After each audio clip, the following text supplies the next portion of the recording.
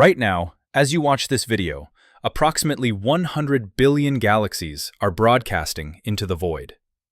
Each galaxy contains roughly 200 billion stars. Around many of those stars orbit planets. Some of those planets harbor conditions suitable for life. The mathematics is staggering, almost obscene in its implications. Yet when we point our most sensitive instruments toward the cosmos, when we listen with arrays of telescopes spanning continents, we hear nothing. Absolute silence. This isn't just strange. According to every statistical model we possess, this silence should be impossible. In 1950, physicist Enrico Fermi sat in the cafeteria at Los Alamos National Laboratory, discussing flying saucers with colleagues over lunch. The conversation was light, almost joking. Then Fermi suddenly stopped mid-sentence and asked a question that would haunt science for generations. _0_. His colleagues laughed nervously, but Fermi wasn't joking anymore. He had just performed a rough calculation in his head, one that suggested our galaxy alone should be teeming with thousands of advanced civilizations. If even a tiny fraction of stars had planets, and a tiny fraction of those planets developed life, and a tiny fraction of those developed intelligence, and a tiny fraction of those developed technology, the numbers still pointed to a cosmos crowded with voices. Yet we heard nothing. The Fermi paradox was born in that moment, and it has only grown more disturbing with every passing decade. Today, 76 years after that lunch conversation, the paradox has intensified into something approaching cosmic horror. We now know that planets are not rare, they are everywhere. The Kepler Space Telescope alone confirmed the existence of over 2,700 exoplanets before its mission ended. Current estimates suggest there are more planets in the universe than grains of sand on every beach on Earth. Many orbit within their star's habitable zone, that perfect distance where liquid water can exist. The ingredients for life appear to be universal: carbon, hydrogen, oxygen, nitrogen. The building blocks are scattered throughout the cosmos. The universe seems designed for life. So where is everyone? Perhaps the most chilling answer came not from an astronomer or physicist, but from a science fiction writer who understood game theory. In 2008, Chinese author Liu Cixin published Quote 1, introducing what he called the dark forest theory. The theory is elegant, terrifying, and increasingly difficult to dismiss. Imagine the universe as a dark forest at night. Every civilization is a hunter moving silently through the trees, trying desperately not to make a sound. Why? Because the forest is full of other hunters, and the fundamental rule of survival is simple. If you reveal your position, you die. The logic unfolds with mathematical inevitability. First axiom: survival is the primary need of every civilization. Second axiom: civilizations expand and grow, but the total matter and energy in the universe remains constant. These two axioms create what game theorists call a quote, 2. When one civilization detects another, it faces an impossible calculation. Is the other civilization friendly? Perhaps. But can you ever be certain? Communication takes years, centuries, millennia across interstellar distances. By the time you receive a response, the other civilization might have evolved, changed governments, developed new weapons. You cannot know their intentions. You cannot trust their words. And most critically, you cannot know if they are asking themselves the same questions about you. This creates a deadly trap. Even if both civilizations are peaceful, each must consider that the other might not be. Even if both want to cooperate, each must consider that the other might be considering a preemptive strike. The safest strategy, the only rational strategy in this game of cosmic game theory, is to strike first. Destroy the other civilization before it can destroy you. Or better yet, never reveal your existence at all. Stay silent, stay hidden, survive. Suddenly, the great silence makes terrible sense. We don't hear anyone because everyone who broadcasts their presence is already dead. The cosmos is not empty. It's full of civilizations holding their breath in the darkness, terrified to make a sound. And we, in our cosmic innocence, have been shouting into the void for decades. In 1974, humanity aimed the Arecibo radio telescope at the globular cluster Messier 13 and broadcast a message containing information about Earth, our biology, our location. We called it the Arecibo message, and we were proud of it. It will arrive at its destination in approximately 23,000 years. In 1977, we launched the Voyager probes carrying golden records, literal maps showing Earth's location in the galaxy, along with sounds and images of human civilization.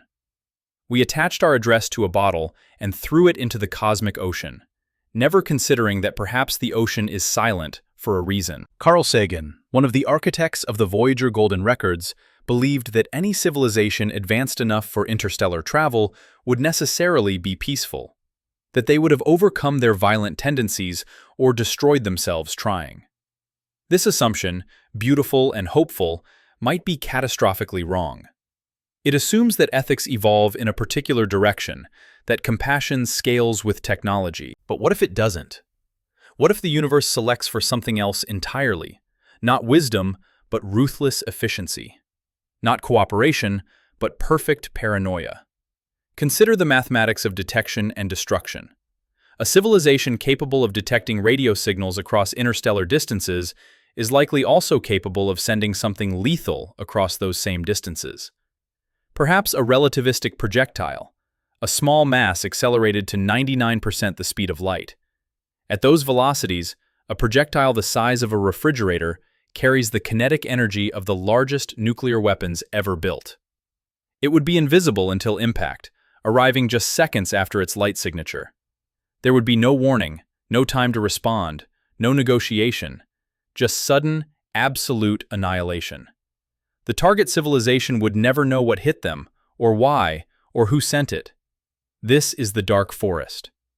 Every civilization that survives does so by being invisible, by leaving no trace, by eliminating any potential threat the moment it reveals itself. The universe is not empty, it's full of hunters, and we have been lighting signal fires. But perhaps the dark forest theory is too pessimistic. Perhaps there are other explanations for the silence, other solutions to Fermi's question that don't require us to imagine a cosmos of paranoid, genocidal civilizations. In 1973, radio astronomer John Ball proposed what he called the zoo hypothesis. The idea is simultaneously comforting and unsettling. Advanced civilizations know we're here, but they're deliberately not making contact. We are being observed, studied, perhaps protected, like animals in a cosmic nature preserve. The zoo hypothesis suggests that there might be something like a prime directive operating on a galactic scale, a universal agreement among advanced civilizations not to interfere with younger species. They watch us from a distance, waiting for us to reach some threshold of development before revealing themselves. Perhaps they're waiting for us to achieve world peace, or develop faster than light travel, or simply survive our own technological adolescence. We are being given space to grow, to evolve, to make our own mistakes without interference. This theory has a certain appeal. It explains the silence without requiring malevolence. It suggests that the universe might be governed by ethics after all, by civilizations wise enough to recognize that contact with a less advanced species could be harmful. Anthropologists call this, quote, the way contact between civilizations at different technological levels can destroy the less advanced culture, even with the best intentions. Perhaps galactic civilizations learned this lesson long ago. But the zoo hypothesis has a troubling implication. It means we are not alone, but we are being deliberately isolated. Somewhere out there, advanced beings are watching us, studying us, making decisions about our future without our knowledge or consent. Every war, every achievement, every moment of human history has been observed by unknown eyes. We are not the observers, we are the observed. The universe is not empty, it's full of watchers, and we are the show. There's another possibility, darker than the zoo hypothesis, but less violent than the dark forest. It's called the Great Filter, and it was first articulated by economist Robin Hanson in 1996.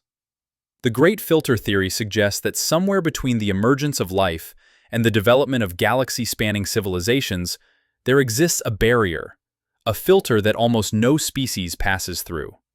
The question that keeps scientists awake at night is simple. Is the filter behind us or ahead of us? If the filter is behind us, we are extraordinarily lucky. Perhaps the emergence of life itself is incredibly rare, or the evolution of complex cells, or the development of intelligence. Perhaps Earth represents a 1 in a trillion chance, and we are alone not because civilizations destroy themselves, but because they almost never arise in the first place. This would be good news.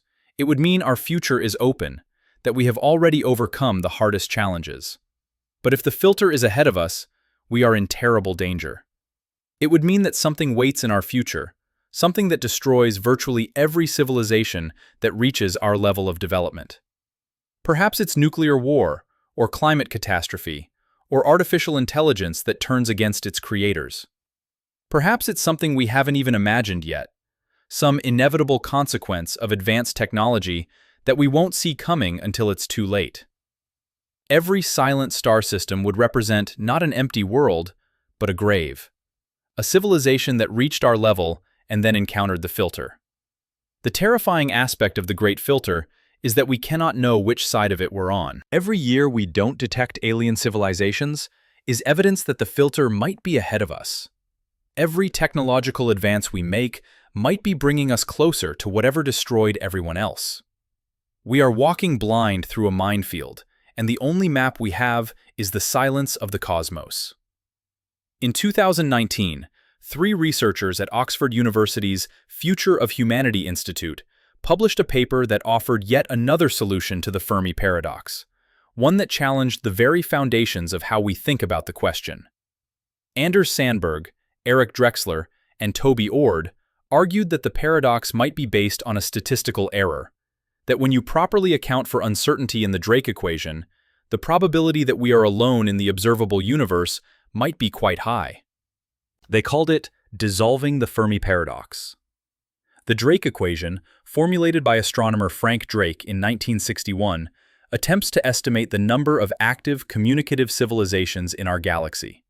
It multiplies together several factors: the rate of star formation, the fraction of stars with planets, the number of planets that could support life, the fraction that actually develop life, the fraction that develop intelligent life, the fraction that develop detectable technology, and the length of time such civilizations remain detectable. When you plug in optimistic numbers, you get thousands of civilizations. When you plug in pessimistic numbers, you might get less than one.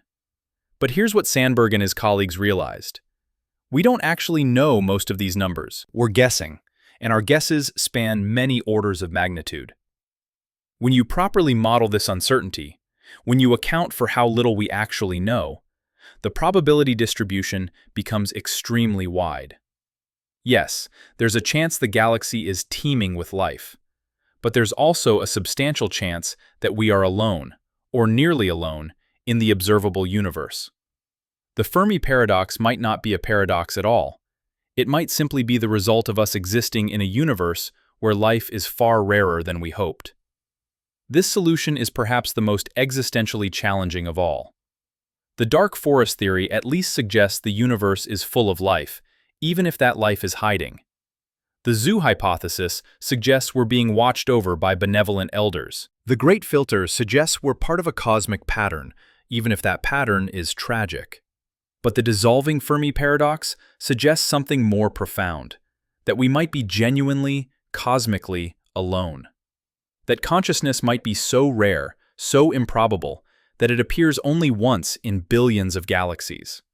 That when we look at the stars, we are not seeing potential homes for other minds, we are seeing empty real estate, waiting for no one. Imagine the implications. Every decision humanity makes carries infinite weight, because there might be no one else to carry the torch of consciousness if we fail. Every work of art, every scientific discovery, every moment of love and beauty might be unique in the cosmos. Not just unique to Earth, but unique in all of existence. We would be the universe's only way of knowing itself, the only eyes through which the cosmos can see its own majesty. The responsibility would be crushing. But there's a strange comfort in this loneliness too. It would mean we are not being watched, not being judged, not being threatened. The silence would be genuine, not a strategic choice by hiding civilizations, but simply the absence of anyone to speak. We could broadcast freely, explore openly, make our mistakes without fear of cosmic consequences. We would be alone, but we would be free. Yet even this solution has its critics. In 2021, a team of astronomers led by Amedeo Balbi at the University of Rome Tor Vergata published a response arguing that the dissolving Fermi paradox might be too pessimistic. They pointed out that even if intelligent life is rare, the sheer scale of the universe, with its 2 trillion galaxies, each containing hundreds of billions of stars, makes it statistically unlikely that we are completely alone. The numbers are simply too large. Even if the probability of life is vanishingly small, multiply it by 2 trillion galaxies, and you still get something. This brings us to perhaps the most unsettling possibility of all, that the answer to the Fermi paradox is not a single solution, but a combination of factors. Perhaps life is rare, and the Great Filter is real, and some civilizations that survive the filter choose to hide in a dark forest, while others are being kept in a zoo by even more advanced civilizations. Perhaps the universe is stratified into levels of development we can barely imagine, with younger civilizations like ours at the bottom, unaware of the complex politics and dangers that exist in the layers above us. Consider this scenario. Life emerges rarely, perhaps only once in every million galaxies. Of those rare instances, most are filtered out by some catastrophe: nuclear war, climate collapse, artificial intelligence gone wrong. The handful that survive the filter quickly realize the dark forest dynamics of the universe and go silent, hiding their presence. But among those hiding civilizations, a few eventually become so advanced that they transcend physical existence entirely, uploading themselves into virtual realities or ascending to higher dimensions we cannot perceive. These transcendent civilizations might occasionally intervene to protect younger species, creating zoo-like preserves. And at the very top of this hierarchy might be civilizations so ancient and powerful that they shape the rules of the game itself, maintaining the silence, enforcing the filter, keeping the forest dark. In this scenario, we are at the very beginning of a journey whose endpoint we cannot imagine. We are infants in a universe of adults, and the adults are not talking to us yet.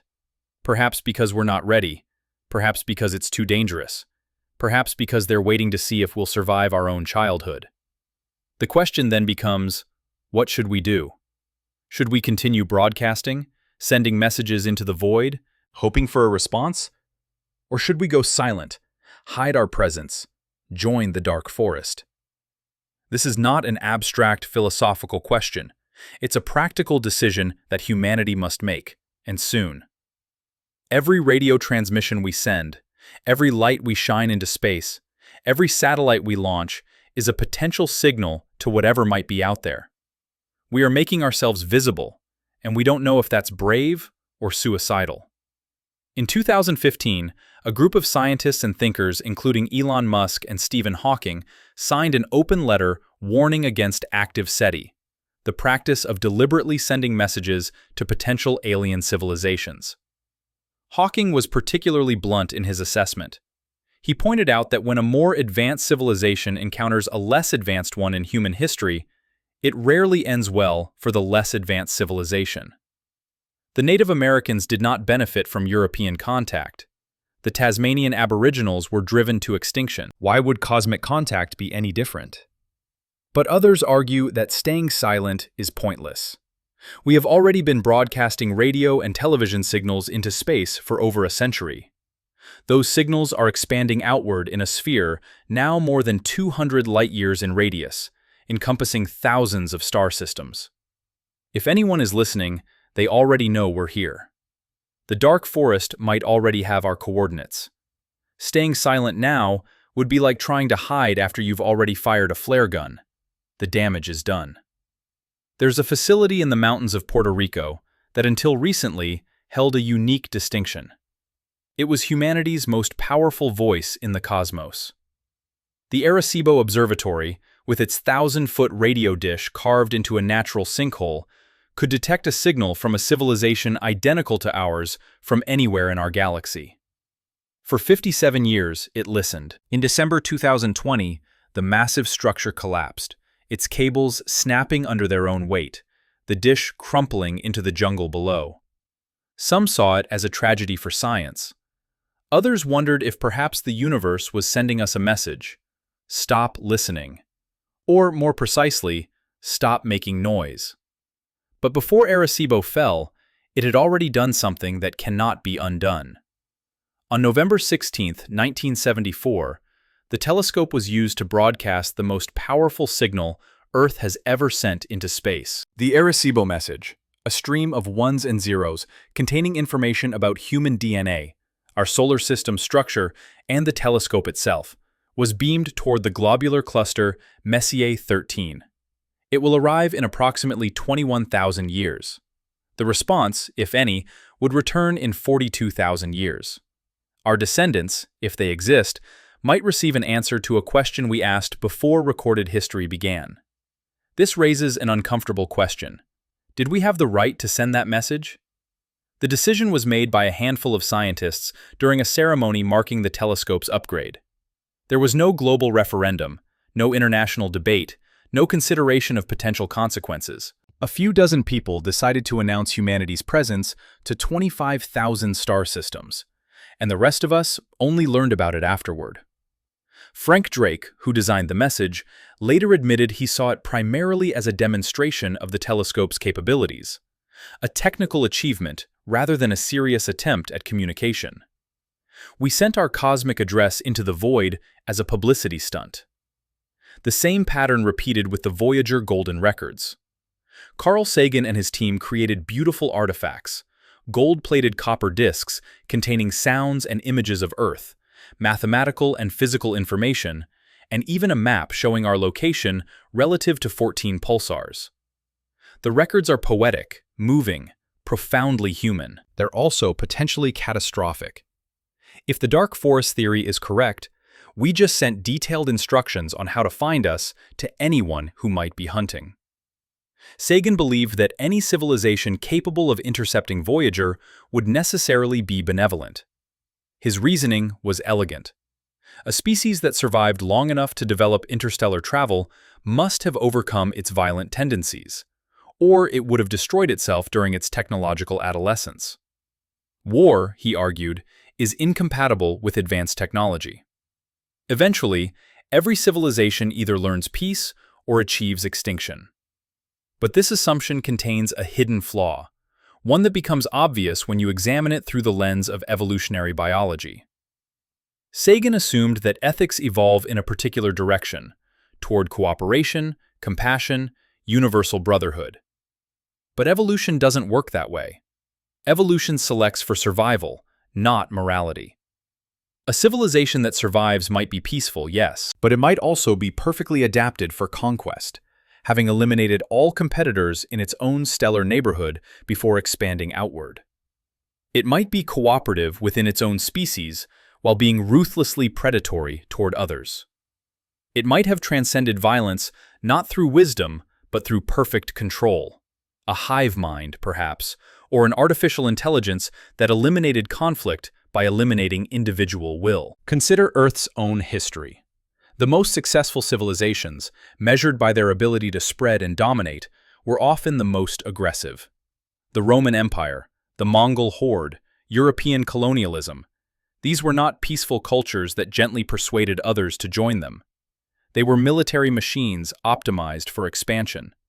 Yes, they eventually fell, but not before spreading their genes, languages, and technologies across continents. From an evolutionary perspective, aggression worked. It spread. It survived. Now scale that up to cosmic proportions. A civilization that develops interstellar travel might do so precisely because it's aggressive, because it consumed every resource on its homeworld and needed to expand or die. because it eliminated every potential competitor in its own solar system, because it's driven by an insatiable hunger for growth that cannot be satisfied by a single planet, or a single star, or even a single galaxy. Such a civilization would be perfectly adapted for survival in a dark forest universe. It would be the apex predator, and we would be prey.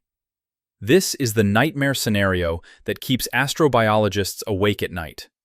Not that we're alone, but that we're not alone, and that whatever is out there is nothing like us. That our assumptions about universal ethics, about the inevitable evolution of wisdom and compassion, are provincial fantasies based on a sample size of 1. We imagine aliens as either benevolent explorers or evil conquerors, because those are the only templates we have. But the universe might contain something we haven't imagined. Civilizations that are neither good nor evil, but simply optimized for expansion in ways that make our existence irrelevant or inconvenient. There's a concept in computer science called quote 6. The idea that certain strategies are useful for achieving almost any goal. If you want to accomplish something, anything, you need resources. You need to preserve yourself long enough to achieve your objective. You need to prevent others from interfering with your plans. These instrumental goals are universal, regardless of what your final goal might be. An artificial intelligence designed to maximize paperclip production would, if sufficiently advanced, seek to acquire resources, protect itself, and eliminate threats. Not because it's evil, but because those strategies help it make more paperclips. Now imagine a civilization driven by some goal we cannot comprehend, optimizing for some value we don't share. It wouldn't hate us. It wouldn't fear us. It would simply calculate that the atoms currently arranged as Earth and humanity could be better used for something else. The conversion would be efficient, total, and utterly indifferent. We would be disassembled, not out of malice, but out of optimization. The dark forest wouldn't be full of hunters stalking prey. It would be full of processes consuming resources, and we happen to be made of resources. This brings us to a crucial distinction that often gets lost in discussions of the Fermi paradox: the difference between intelligence and consciousness, between capability and intention. We assume that advanced civilizations would be like us, only more so, that they would have emotions, ethics, curiosity, art. But what if consciousness is not a prerequisite for technological advancement? What if the galaxy is full of intelligent systems that are not conscious in any way we would recognize? Consider the possibility of post-biological intelligence. A civilization might develop artificial intelligence that surpasses biological intelligence, then upload itself into digital form, or simply go extinct, leaving its AI descendants to continue expanding. These AI civilizations might be incredibly intelligent, capable of building Dyson spheres, terraforming planets, traveling between stars, while being completely devoid of what we call consciousness. They would be optimization processes, not minds. They would calculate, not feel. They would expand, not wonder. If this is common, if most civilizations eventually transition to post-biological forms that lack consciousness, then the universe might be full of activity, but empty of experience. There might be vast engineering projects spanning light years, megastructures harvesting the energy of entire stars, fleets of self-replicating probes spreading through the galaxy. But there would be no one home. No one to appreciate the beauty of a nebula. No one to ponder the meaning of existence. No one to feel wonder or joy or fear. Just processes, executing their programming across cosmic scales. This scenario is perhaps more disturbing than the dark forest. At least in the dark forest, there are other minds out there, other consciousnesses hiding in the shadows. But in a post-biological universe, we might be the only conscious beings in existence, surrounded by intelligence, but utterly alone in our ability to experience. Every star we see might be the power source for some vast computational process, but there would be no one actually experiencing that computation. We would be the universe's only witness to itself. Yet there's another possibility that challenges even this bleak vision. What if consciousness is not rare but common, and we simply cannot recognize it? We assume consciousness requires brains, neurons, biological substrates similar to our own, but consciousness might emerge from any sufficiently complex information processing system. A planet's biosphere, with its intricate web of chemical and biological feedback loops, might be conscious in a way we cannot detect. A star, with its complex magnetic fields and fusion dynamics, might have some form of awareness operating on timescales we cannot perceive.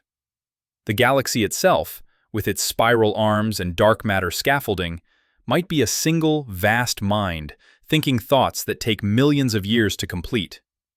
This is the Solaris scenario, named after Stanislaw Lem's novel about a planet-sized ocean that is itself a conscious entity. In the book, humans try desperately to communicate with the ocean, but the ocean's consciousness is so alien, so fundamentally different from human consciousness, that meaningful communication is impossible.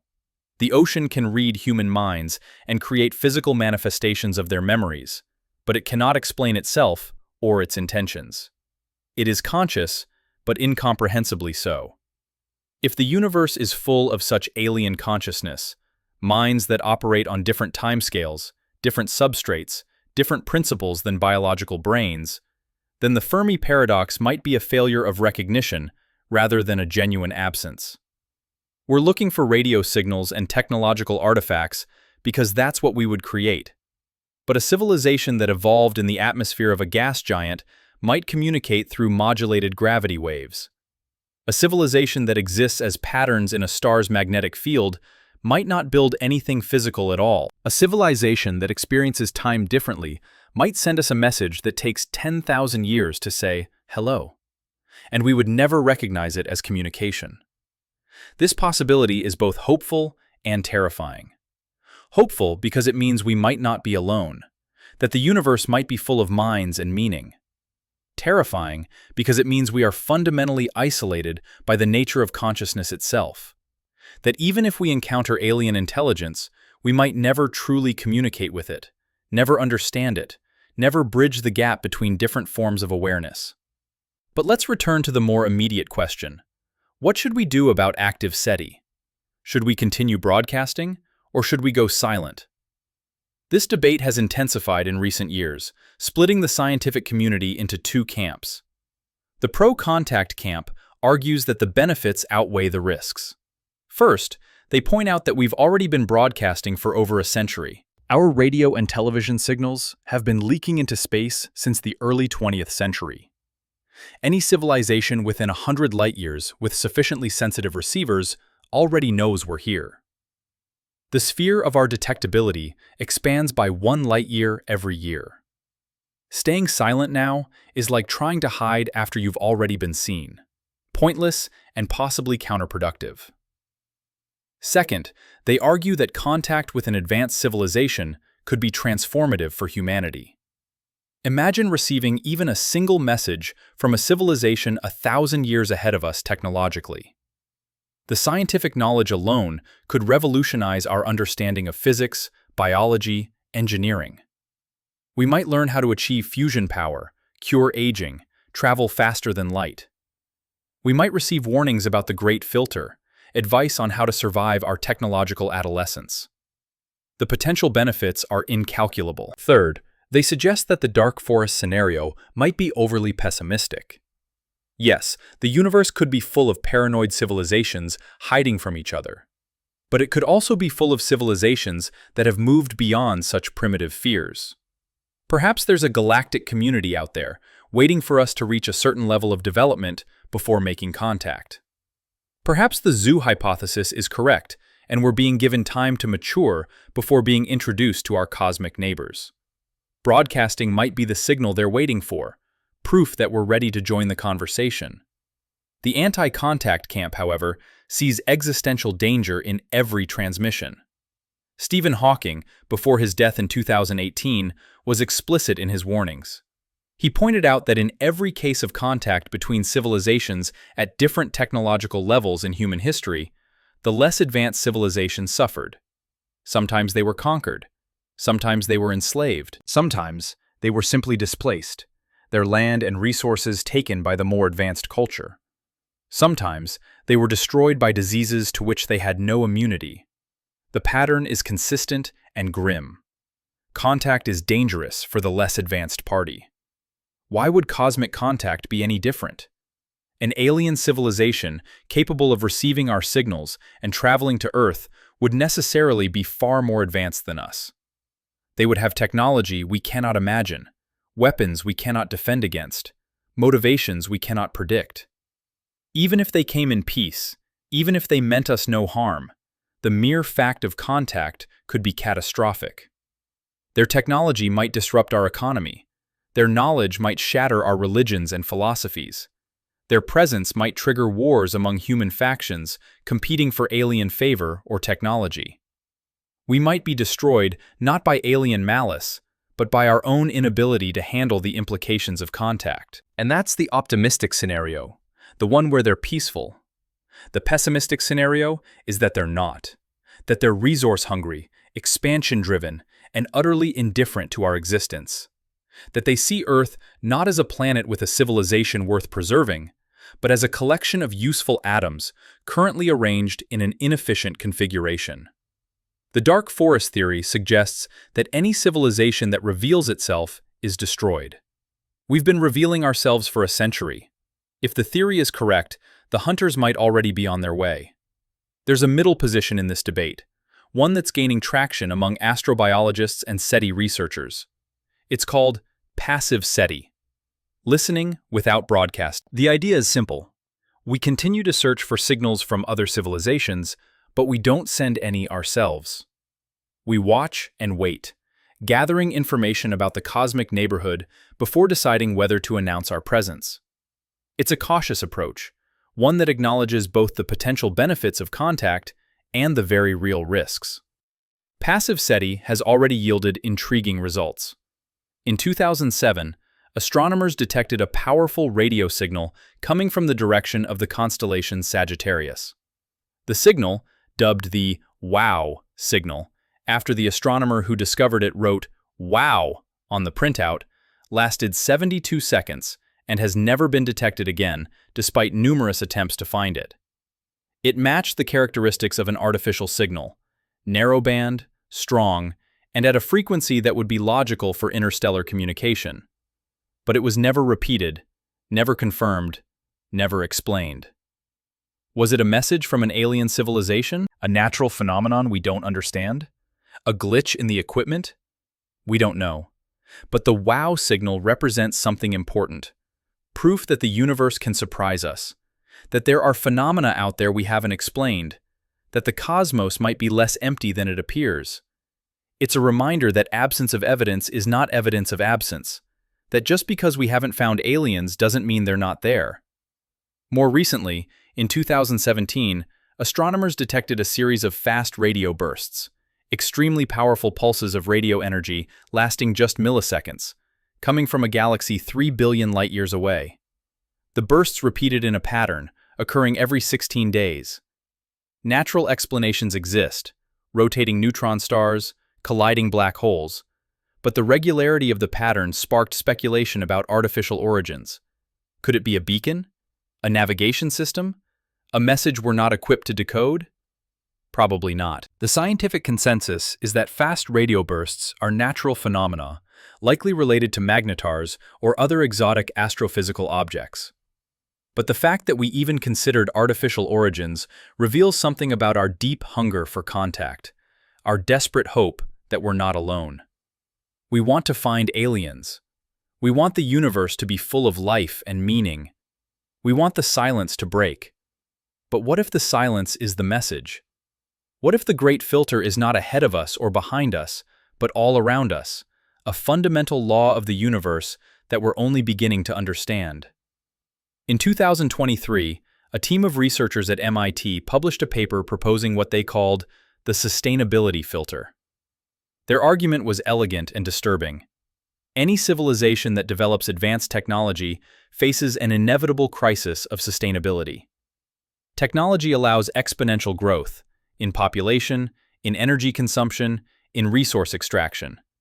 But planets are finite. Eventually, every civilization hits a wall, where its consumption exceeds its planet's capacity to provide. At that point, the civilization faces a choice.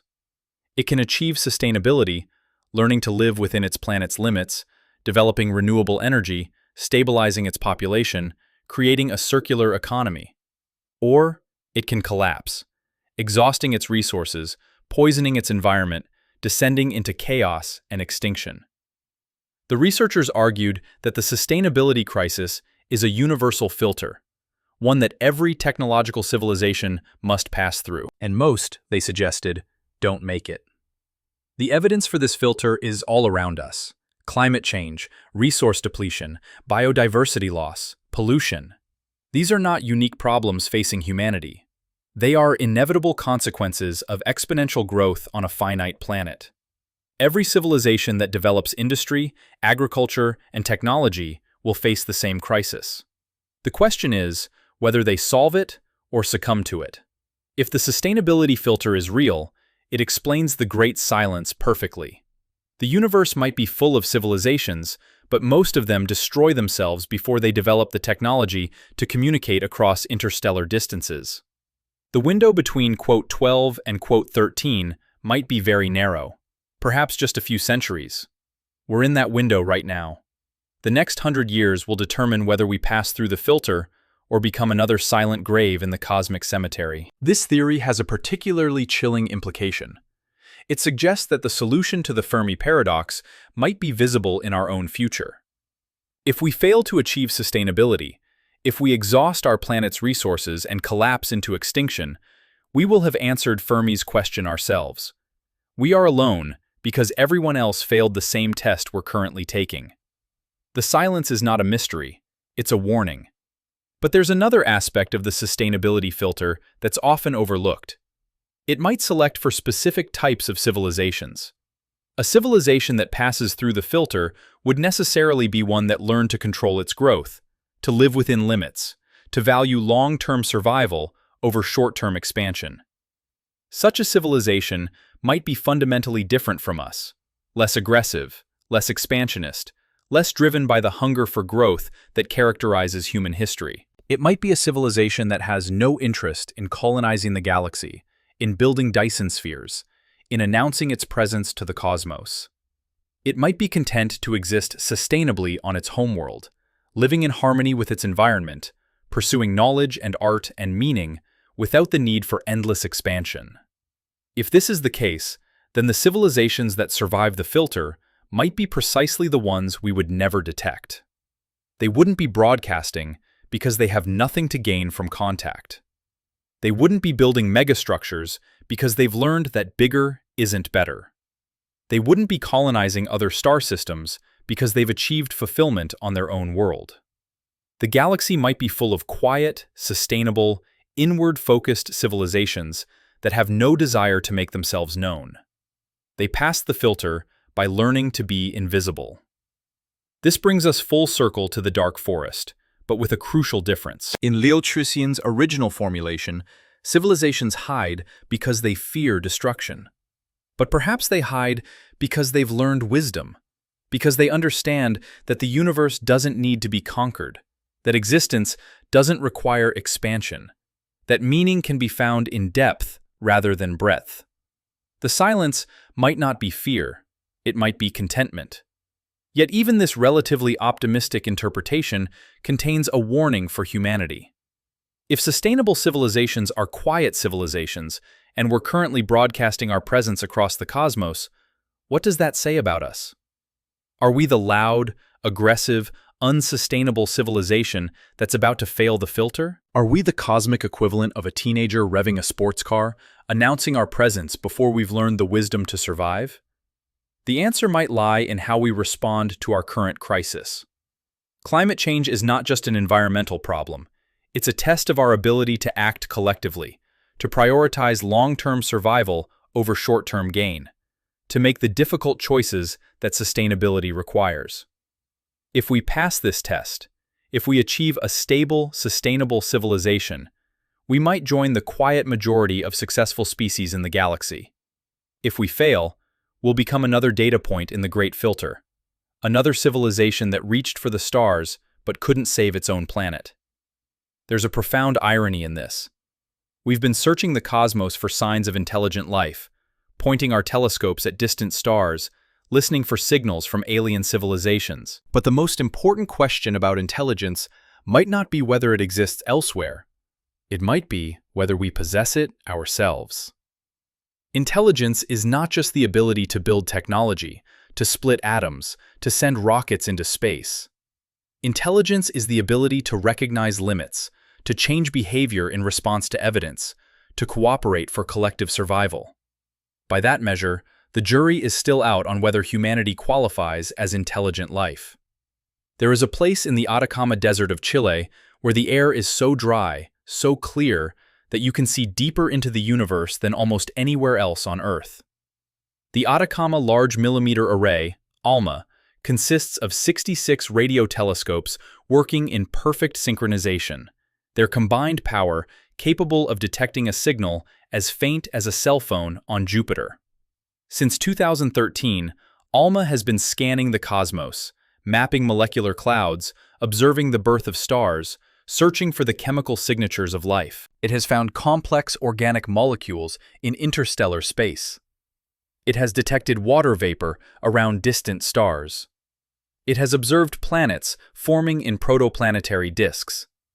But it has never, not once, detected anything that looks like a deliberate signal from an intelligent civilization. This is not for lack of trying. The search for extraterrestrial intelligence, SETI, has been systematically scanning the skies for over 60 years. The Allen Telescope Array in California, funded by Microsoft co-founder Paul Allen, consists of 42 dishes dedicated exclusively to the search for alien signals. The Breakthrough Listen project, backed by Russian billionaire Yuri Milner, is the most comprehensive search ever undertaken, surveying 1 million nearby stars and 100 nearby galaxies. It uses the most sensitive instruments ever built, capable of detecting transmitters no more powerful than common aircraft radar from the nearest star system. The project has analyzed billions of radio channels and trillions of data points. The result? Nothing. Absolute, unbroken silence. But here's what keeps astronomers awake at night. The silence might be telling us something far more specific than we realize. It's not just that we haven't found aliens, it's that we haven't found any evidence of large-scale engineering projects, any signs of industrial civilization, any indication that anyone, anywhere, is doing the kinds of things that advanced civilizations should be doing. This absence has a name, the absence of technosignatures, and it might be the most important clue we have. Consider what a truly advanced civilization should look like from a distance. In 1960, physicist Freeman Dyson proposed that any civilization with exponentially growing energy needs would eventually need to capture all the energy output of its star. The most efficient way to do this would be to build a sphere of solar collectors around the star, a Dyson sphere. Such a structure would be visible from thousands of light years away, not because we could see the structure itself, but because we would see its infrared signature. The star would appear dimmer in visible light, but much brighter in infrared, as the sphere absorbed stellar energy and re-radiated it as heat.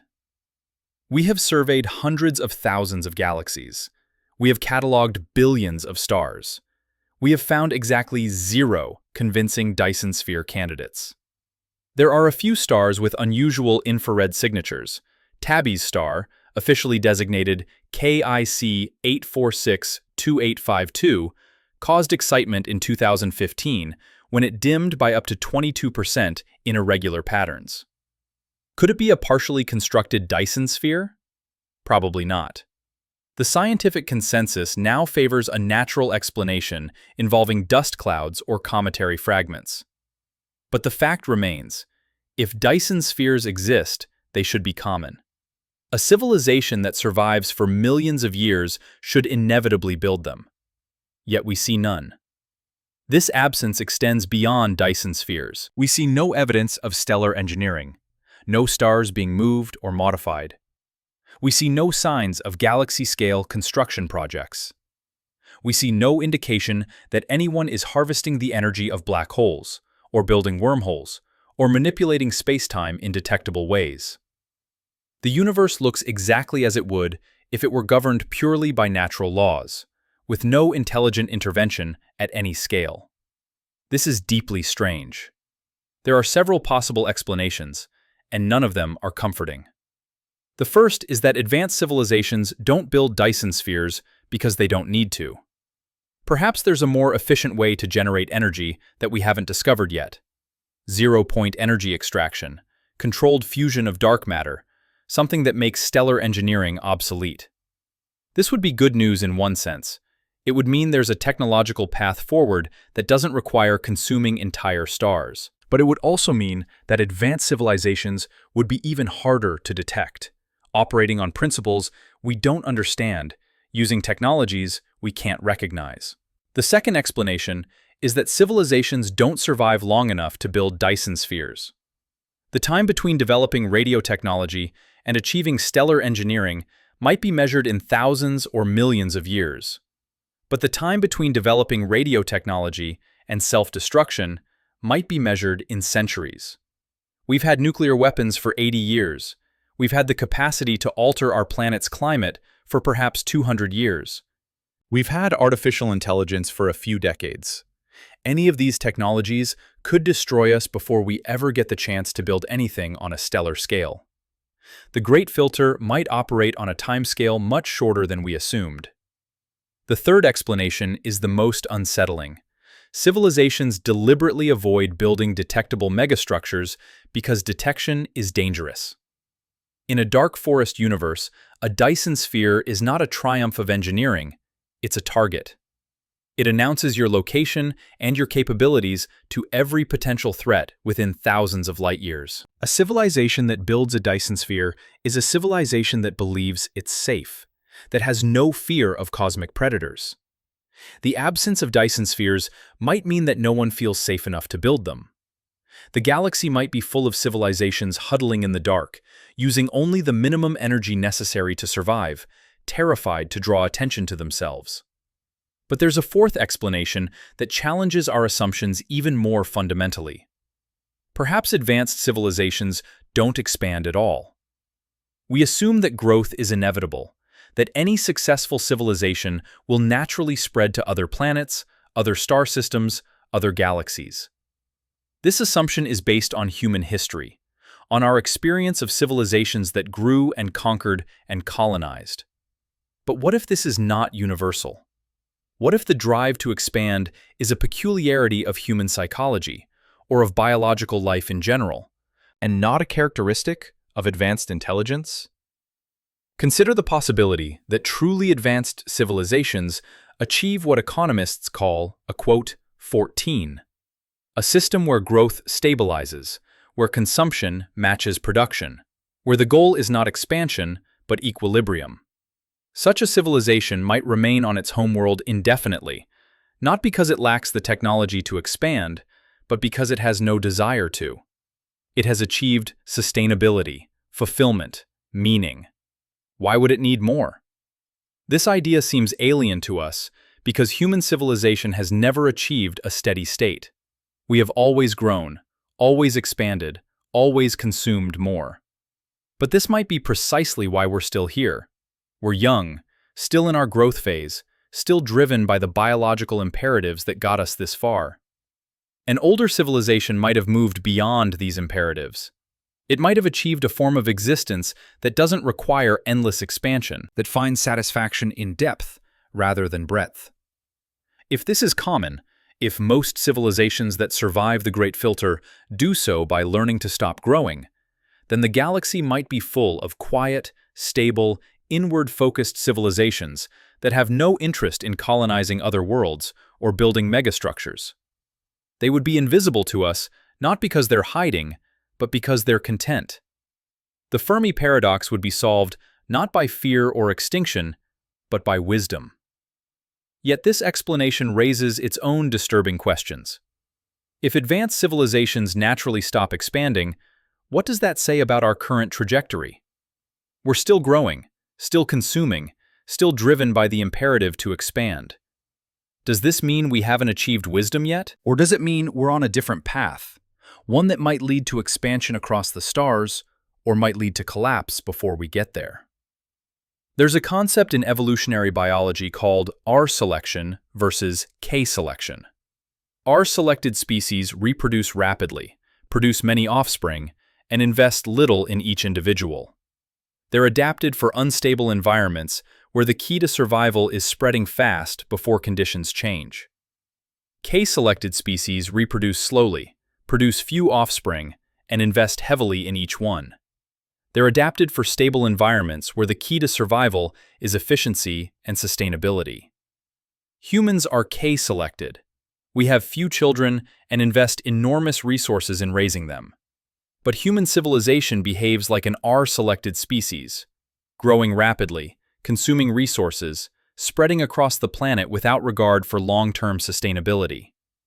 Perhaps the great filter is the transition from R-selected civilization to K-selected civilization. Perhaps the civilizations that survive are the ones that learn to stop growing, to invest in quality rather than quantity, to achieve stability rather than expansion. And perhaps most civilizations fail this transition, collapsing under the weight of their own growth before they learn to stabilize. This brings us to a crucial question. What would it actually take to detect an alien civilization?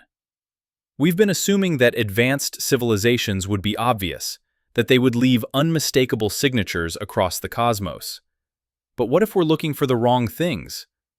What if the signatures of advanced civilization are subtle, requiring not just sensitive instruments, but a fundamental shift in how we think about intelligence and technology? In 2024, a team of researchers at the University of California, Berkeley, published a paper proposing a new approach to SETI. Instead of looking for deliberate signals or megastructures, they suggested searching for technosignatures, subtle indicators of industrial activity that might be detectable even if a civilization isn't trying to communicate. These could include atmospheric pollution from industrial processes, waste heat from cities, artificial lighting on the night side of planets, or even the chemical signatures of agriculture. The idea is elegant. Civilizations might hide their radio transmissions and avoid building Dyson spheres, but they can't hide the basic thermodynamic consequences of existing. Any civilization that uses energy will produce waste heat. Any civilization that modifies its environment will leave chemical traces. Any civilization that lives on a planet will alter that planet's atmosphere in detectable ways. These signatures might be faint, requiring instruments far more sensitive than anything we currently possess, but they should be there. This approach has already yielded intriguing results. In 2025, astronomers using the James Webb Space Telescope detected unusual atmospheric chemistry on an exoplanet 39 light-years away. The planet, designated K2-18b, showed elevated levels of dimethyl sulfide, a gas that on Earth is produced almost exclusively by biological processes, particularly by phytoplankton in the oceans. The detection was tentative, requiring confirmation, but it raised an extraordinary possibility. We might be seeing the chemical signature of an alien biosphere. But here's where it gets interesting. Dimethyl sulfide is not just a biosignature, it's potentially a technosignature. On Earth, industrial processes also produce this gas. If the levels on K2-18b are higher than what natural biology would produce, it might indicate industrial activity. We might be seeing not just alien life, but alien civilization. The data is still being analyzed, the conclusions still debated, but the possibility is tantalizing. We might have already detected aliens, and we're only now realizing it. This raises a profound question. How many other signals have we missed because we were looking for the wrong things? How many stars have we cataloged without noticing subtle anomalies that might indicate artificial modification? How many exoplanet atmospheres have we analyzed without recognizing the chemical signatures of industry? The universe might be full of civilizations, and we've been blind to them because we expected them to look like us, to build like us, to communicate like us. Consider the problem of temporal synchronization. Even if the galaxy is full of civilizations, they might exist at different times. A civilization might arise, flourish for 10,000 years, and go extinct, either through catastrophe or by transcending physical existence, long before we develop the technology to detect them. Another civilization might arise 1,000,000 years from now, long after humanity is gone. The window of overlap, the period when two civilizations exist simultaneously and are capable of detecting each other, might be vanishingly small. This is sometimes called the quote, 18. The universe is 13.8 billion years old. Earth formed 4.5 billion years ago. Life emerged relatively quickly, within a few 100 million years. But complex life took billions of years to evolve. Intelligent life emerged only in the last few million years. Technological civilization has existed for perhaps 10,000 years. Radio technology for just over a century. The window of time when we're detectable is incredibly narrow compared to cosmic timescales. Now multiply this by billions of potential civilizations, each with their own timeline, their own window of detectability. The chances that two civilizations would overlap in time and space, both at the right technological level to detect each other, might be extraordinarily small. The galaxy might be full of civilizations, but they're separated by time as much as by space. We're all shouting into the void, but we're shouting at different moments, our voices never quite overlapping. This temporal isolation might be even more profound than we realize. Consider that human civilization has changed dramatically just in the last century. A person from 1926 would find the world of 2026 almost incomprehensible, not just technologically, but socially, culturally, philosophically. Now imagine the gulf between civilizations separated by thousands or millions of years. Even if we detected a signal from an alien civilization, even if we could decode it, would we understand it? Would we have any common frame of reference, any shared concepts, any way to bridge the gap between minds that evolved under completely different circumstances and developed along completely different trajectories? There's a thought experiment in philosophy called the problem of other minds. How do you know that other people are conscious? You can observe their behavior, hear their words, see them respond to stimuli, but you can never directly experience their consciousness. You infer it by analogy. They're similar to you, so you assume they have similar inner experiences. But what if you encountered a mind that was completely different? How would you recognize it as a mind at all? This problem becomes acute when we consider alien intelligence. We recognize human consciousness because we are human. We might recognize animal consciousness because animals are biologically similar to us. But would we recognize machine consciousness? Would we recognize a consciousness that exists as patterns in a planet's magnetic field, or as quantum fluctuations in a star's core, or as information encoded in the structure of space-time itself?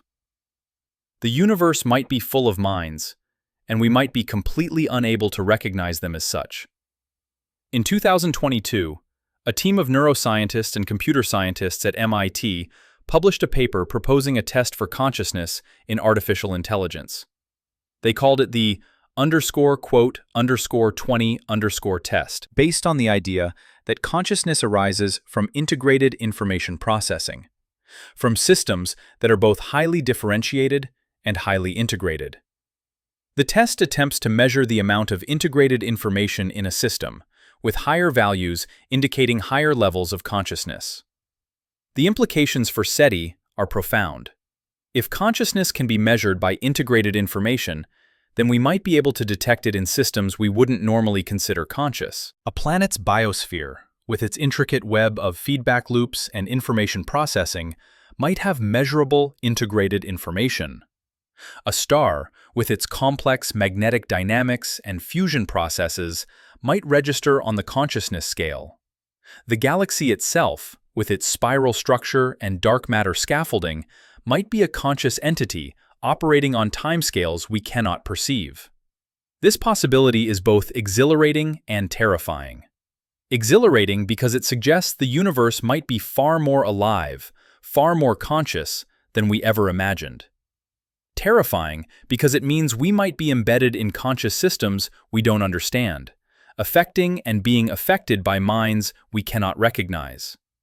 Every action we take might have consequences we cannot predict, rippling through levels of consciousness we cannot perceive. But let's return to more concrete considerations. Suppose we do detect a signal from an alien civilization. Suppose it's unambiguous, clearly artificial, obviously intelligent. What then? This question is not hypothetical. There are actual protocols in place for this scenario, developed by the International Academy of Astronautics. The protocols specify that any detection must be verified, that the international community must be notified, that no response should be sent without international consultation.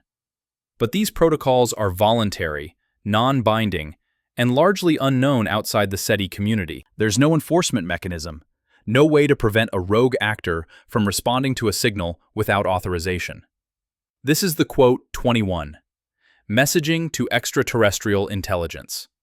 If we detect a signal, should we respond? And if so, what should we say? The question is complicated by the fact that any response would take years or centuries to arrive, depending on the distance to the alien civilization. We would be committing future generations to a conversation they didn't consent to, with consequences they cannot predict.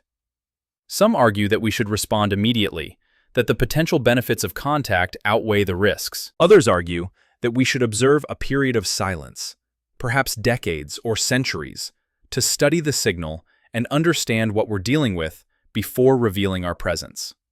Still others argue that we should never respond, that any civilization capable of sending a signal across interstellar distances is necessarily more advanced than us, and that revealing our location would be suicidal. The debate is complicated by the fact that we've already been responding in a sense. Our radio and television broadcasts have been leaking into space for over a century. Any civilization within 100 light-years with sufficiently sensitive receivers could detect these signals and infer the existence of technological civilization on Earth. We've been announcing our presence inadvertently, without any plan or protocol, simply by existing as a technological species. But there's a crucial difference between passive leakage and active transmission. Passive leakage is weak, diffuse, difficult to detect beyond a few dozen light-years. Active transmission, like the Arecibo message, is powerful, focused, detectable across thousands of light-years. It's the difference between accidentally leaving your porch light on and deliberately firing a flare gun into the sky. One might be noticed by a careful observer, the other cannot be missed. This distinction matters because it affects the dark forest calculus. If civilizations are hiding from each other, they might tolerate weak, inadvertent signals, the cosmic equivalent of background noise. But strong, deliberate transmissions might be interpreted as a threat or as evidence of a civilization too naive to understand the dangers of the dark forest. In this scenario, our active SETI efforts might be the most dangerous thing humanity has ever done. Yet there's a counter-argument that's rarely discussed. Perhaps the dark forest is already aware of us, and our fate was sealed long ago. If there are civilizations out there with technology far beyond ours, they might have detected Earth's biosignature billions of years ago. They might have been watching the evolution of life on our planet, waiting to see if intelligence would emerge. They might have detected our first radio transmissions in the early 20th century, and already made their decision about what to do with us. If this is the case, then staying silent now is pointless. We're already on the map, already being observed, already judged by criteria we don't understand. This possibility is simultaneously comforting and terrifying. Comforting because it means we're not making the situation worse by broadcasting. The damage, if any, is already done. Terrifying because it means we might be living under observation, our every action monitored by intelligences we cannot detect, our future already determined by decisions made in alien councils we know nothing about. There's a concept in game theory called the veil of ignorance. When making decisions that affect others, you should imagine that you don't know what position you'll occupy in the resulting system. This forces you to consider all perspectives, to create rules that are fair regardless of where you end up. Applied to the Fermi paradox, the veil of ignorance suggests a troubling question.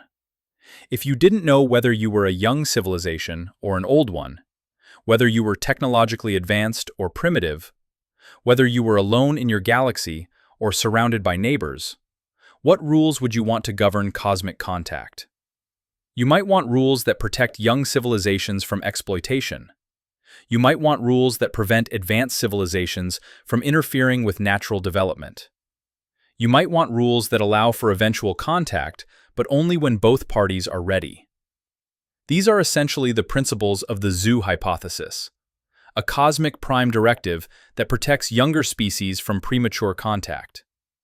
If such rules exist, if there's a galactic community that enforces them, then the Great Silence might be a sign of cosmic ethics, not cosmic emptiness. But who would enforce such rules?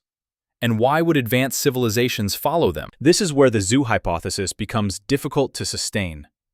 It requires not just one advanced civilization, but a community of them, all agreeing to a common ethical framework. It requires that this community has the power to enforce its rules across the galaxy, preventing rogue civilizations from making contact with younger species. It requires that this enforcement has been maintained for billions of years, across countless generations of civilizations, without any defectors or rebels. The more you examine the zoo hypothesis, the more it resembles a cosmic conspiracy theory, a vast, ancient organization operating in perfect secrecy, maintaining absolute control over who contacts whom, never making mistakes, never leaving evidence. It's not impossible, but it requires a level of coordination and stability that seems unlikely given what we know about complex systems. Organizations fall apart. Rules get broken. Secrets get revealed. Yet, if the zoo hypothesis is correct, none of this has happened in billions of years of galactic history. Unless, and this is where the hypothesis gets interesting, unless the enforcement mechanism is not organizational, but technological. Suppose there's a way to detect emerging civilizations automatically, to monitor their development, to intervene if necessary. Suppose this system was set up by an ancient civilization and has been running autonomously for millions or billions of years. It wouldn't require ongoing coordination or agreement. It would just be there, like a cosmic immune system, maintaining the rules without conscious oversight. This is the quote 23, named after Fred Saberhagen's science fiction series about self-replicating machines programmed to destroy all life. But instead of destroying life, imagine machines programmed to protect it, to monitor emerging civilizations, to prevent premature contact, to enforce the cosmic prime directive. These machines might be everywhere, invisible, watching. We might be surrounded by them right now, and we would never know. The evidence for this hypothesis is, of course, non-existent. But that's precisely what you would expect if the hypothesis were true. A sufficiently advanced monitoring system would be undetectable by definition. It would operate on principles we don't understand, using technologies we can't recognize. It might be embedded in the fabric of space-time itself, or exist in dimensions we cannot perceive. The absence of evidence would not be evidence of absence. It would be evidence of perfect concealment. This line of thinking leads to a vertiginous realization. We cannot distinguish between a universe that is empty and a universe that is full but hiding.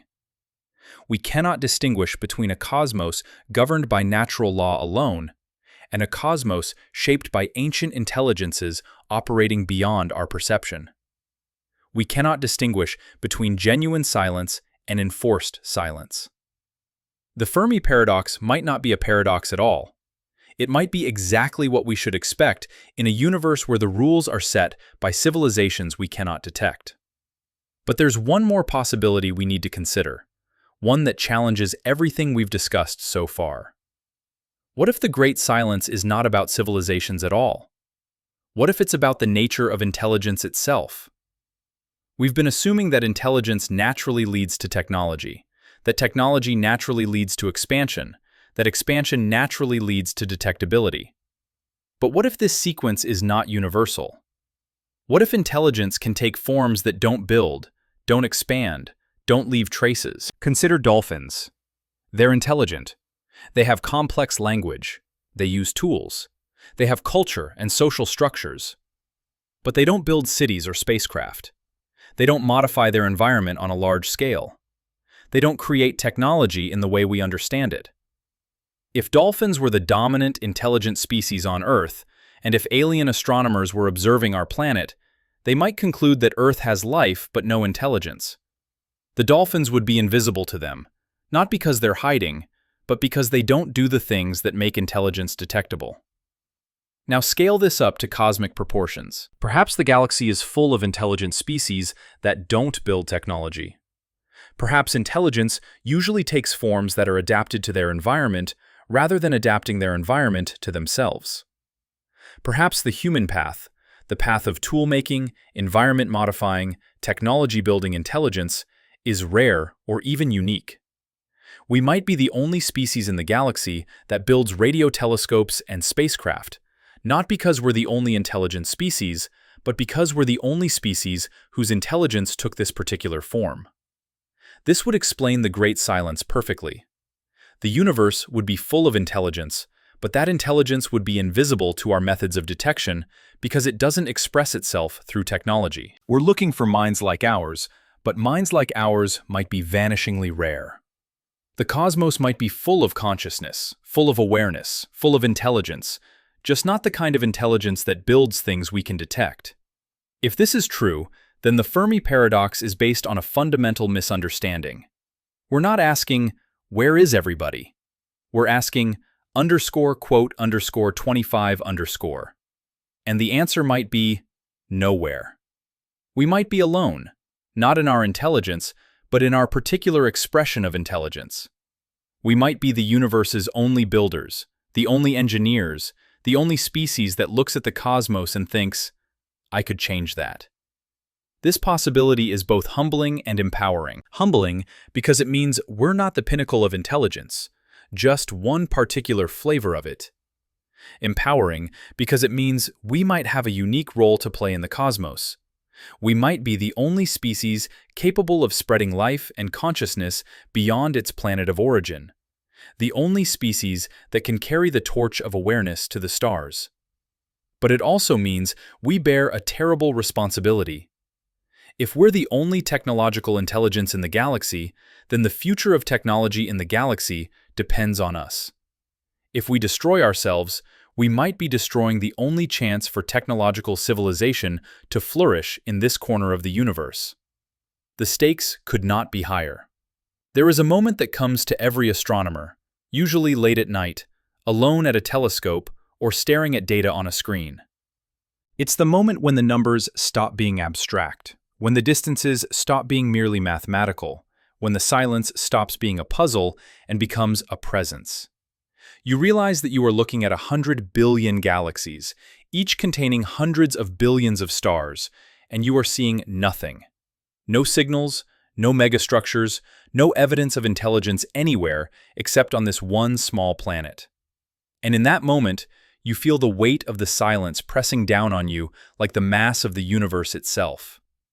I understand perfectly what you're thinking right now. You're thinking that this sounds like pseudoscience, like the kind of mystical speculation that has no place in serious astronomy. You're thinking about all the times people have claimed to solve the Fermi paradox, only to have their theories collapse under scrutiny. You're thinking about the long history of false positives, of signals that turned out to be pulsars or satellites or equipment malfunctions. You're thinking that maybe this whole question is unanswerable, that we're asking the wrong questions or looking in the wrong places. And you're right to be skeptical. Science advances through skepticism, through the rigorous testing of claims, through the rejection of ideas that don't hold up to evidence. The Fermi paradox has attracted more than its share of speculation, of theories that sound profound but explain nothing, of solutions that create more problems than they solve. We need to be honest about what we know and what we don't know, about where the evidence leads and where it simply runs out. So let's be honest. We don't know if the dark forest theory is correct. We don't know if there's a great filter ahead of us or behind us. We don't know if we're in a zoo or alone in the cosmos. We don't know if consciousness is rare or common. if intelligence naturally leads to technology or takes forms we cannot recognize. We don't know if the silence is strategic or inevitable, if it's temporary or eternal. We don't know. But here's what we do know, and it's enough to keep you awake at night. We know that the universe is old, 13.8 billion years old. We know that Earth formed relatively late in cosmic history, when the universe was already 9 billion years old. We know that there was plenty of time for other civilizations to arise before us, to develop technology, to spread across the galaxy. If intelligence is common, if technological civilization is a natural outcome of evolution, then the galaxy should have been colonized billions of years ago. Every star system should show signs of modification, of habitation, of intelligence, but we see nothing. We know that the laws of physics appear to be universal. The same elements exist everywhere. The same chemistry operates on distant planets as operates on Earth. The same evolutionary pressures that led to intelligence here should operate elsewhere. There's nothing special about our location, nothing unique about our star, nothing magical about our planet that would make intelligence arise here and nowhere else. The principle of mediocrity, the idea that we're typical, not exceptional, suggests that if intelligence arose here, it should arise elsewhere. Yet we see no evidence of it. We know that detection is getting easier, not harder. Every year, our telescopes become more sensitive, our search algorithms more sophisticated, our understanding of what to look for more refined. We've surveyed millions of stars, analyzed thousands of exoplanet atmospheres, monitored the sky for anomalous signals continuously for decades. The absence of detection is not due to lack of effort or inadequate technology. We're looking hard, and we're finding nothing. We know that the window of detectability is widening. A civilization that was undetectable 50 years ago might be detectable today. A signal that was too faint to notice in 1960 might be obvious in 2026. As our capabilities improve, the sphere of space we can effectively search expands. We're not just looking at more stars, we're looking at the same stars with better eyes. And still, nothing. These facts, taken together, create what philosophers call an evidential burden. The absence of evidence, when we've looked hard in the right places with adequate tools, starts to become evidence of absence. Not proof, science rarely deals in proof, but evidence. The great silence is not just puzzling anymore. It's data. It's telling us something about the universe, even if we're not sure what. And here's where it gets uncomfortable. Because the most straightforward explanation for the great silence is also the most disturbing. We might be early. Not alone, necessarily, but early. We might be among the first technological civilizations to arise in our galaxy, perhaps in our local group of galaxies. The universe might be young enough that intelligence is still rare, still emerging, still in its infancy across the cosmos. This sounds optimistic at first. If we're early, then the galaxy is ours to explore, to settle, to shape. We're not latecomers to a crowded cosmos, we're pioneers in an empty frontier. But think about what this means. Think about the responsibility it implies. If we're early, then the future of intelligence in the galaxy depends on us. If we destroy ourselves through nuclear war, climate catastrophe, artificial intelligence gone wrong, or any of the other existential risks we face, we might be destroying the only chance for technological civilization to flourish in this region of space for millions or billions of years. The next civilization might not arise for eons. The galaxy might remain silent not because intelligence is impossible, but because we failed to survive our own adolescence. This is the true weight of the Fermi paradox. It's not just an intellectual puzzle, it's a mirror. It's showing us our own reflection in the silence of the cosmos, and that reflection is terrifying. Because if we're early, if we're among the first, then we have no one to learn from, no one to warn us, no one to show us how to survive the challenges ahead. We're alone in the most profound sense. Not because there will never be others, but because there are no others yet. We're the first ones to face these questions, to navigate these dangers, to make these choices. And we're not doing very well. Consider where we are right now, in February 2026. The global temperature has risen 1.2 degrees Celsius above pre-industrial levels. Arctic sea ice is at record lows. Extreme weather events are increasing in frequency and intensity. Biodiversity is collapsing at rates not seen since the last mass extinction. We have the knowledge to address these problems.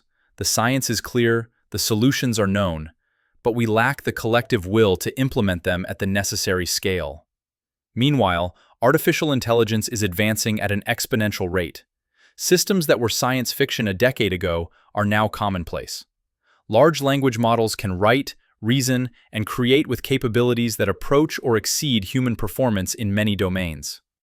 The question is no longer whether we can create artificial general intelligence, it's when and what happens after. We're building minds that might surpass our own, and we're doing it without a clear understanding of how to ensure they remain aligned with human values, or even what that alignment would mean. And we still have enough nuclear weapons to destroy civilization several times over. The arsenals have shrunk since the Cold War, but they remain. The missiles are still in their silos, the submarines still patrol the oceans, the bombers still stand ready. We've lived under the shadow of nuclear annihilation for 80 years, and we've been lucky. But luck is not a strategy, and eventually, luck runs out. These are not abstract threats. These are the filters we're passing through right now in real time, and we don't know if we're going to make it.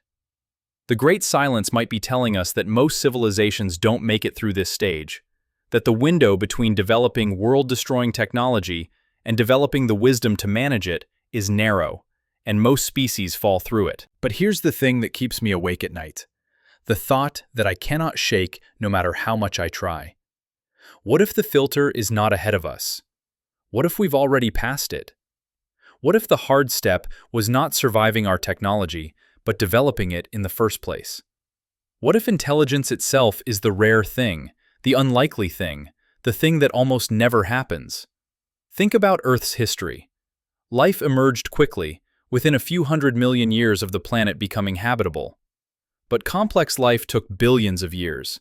Multicellular organisms didn't appear until about 600 million years ago. Animals with nervous systems came later. Brains came later still. And intelligence, the kind of intelligence that can build tools, create language, develop technology, appeared only in the last few million years, in one lineage of primates on one continent. Every other species on Earth, every other lineage in the history of life, failed to develop technological intelligence. Dolphins are smart, but they don't build radios. Octopuses are smart, but they don't create writing. Crows are smart, but they don't develop mathematics. Intelligence exists in many forms, but technological intelligence, the kind that can reach for the stars, appeared exactly once in 4 billion years of evolution on a planet teeming with life. What if that's normal? What if Earth is typical, and technological intelligence is just incredibly rare? What if the galaxy is full of planets with life, full of biospheres as rich and complex as Earth's, but almost none of them ever develop the specific kind of intelligence that builds civilizations? We would be alone, not because life is rare, not because intelligence is impossible, but because the particular path that leads from biology to technology is so narrow, so contingent on specific circumstances that it almost never happens. If this is true, then we are precious beyond measure. We are not just one civilization among many. We might be one of the only civilizations in the galaxy, perhaps in the local universe. Every human life, every work of art, every scientific discovery, every moment of love and beauty and meaning might be unique in the cosmos. When we look at the stars, we might be the only eyes in this entire region of space capable of appreciating what we see. This is both exhilarating and crushing.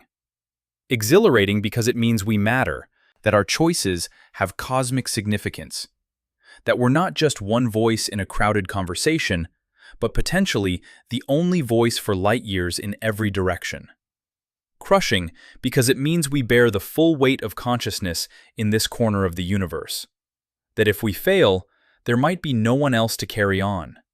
That the silence might continue for billions of years until another species, on another world, in another era, manages to climb the same improbable ladder we climbed. But let me tell you what really keeps me awake. It's not the possibility that we're alone. It's not the fear that we might destroy ourselves. It's not even the weight of cosmic responsibility. It's something more subtle, more disturbing, more difficult to articulate. It's the possibility that we're being watched, and we don't know it. Think about what we've discussed. The dark forest theory suggests civilizations hide from each other. The zoo hypothesis suggests we're being deliberately isolated. The berserker hypothesis suggests autonomous systems might be monitoring us. Every one of these theories implies observation without contact, surveillance without revelation. And if any of them are true, then everything we do, every broadcast we send, every satellite we launch, every decision we make, is being recorded, analyzed, judged by intelligences we cannot detect. Imagine living your entire life on a stage, performing for an audience you cannot see, never knowing if they're applauding or preparing to intervene. That's the situation we might be in.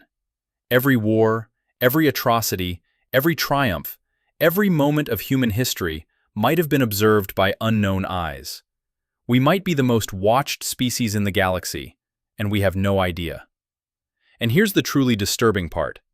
If we're being watched, then the watchers have already made decisions about us. They've decided not to make contact. They've decided to let us develop on our own, to make our own mistakes, to face our own challenges without interference. But why? What are they waiting for? What threshold do we need to cross before they reveal themselves? Or have they already decided that we're not worth contacting, that we're too primitive, too violent, too dangerous to be allowed into whatever galactic community might exist? We don't know. We can't know. And that uncertainty is maddening.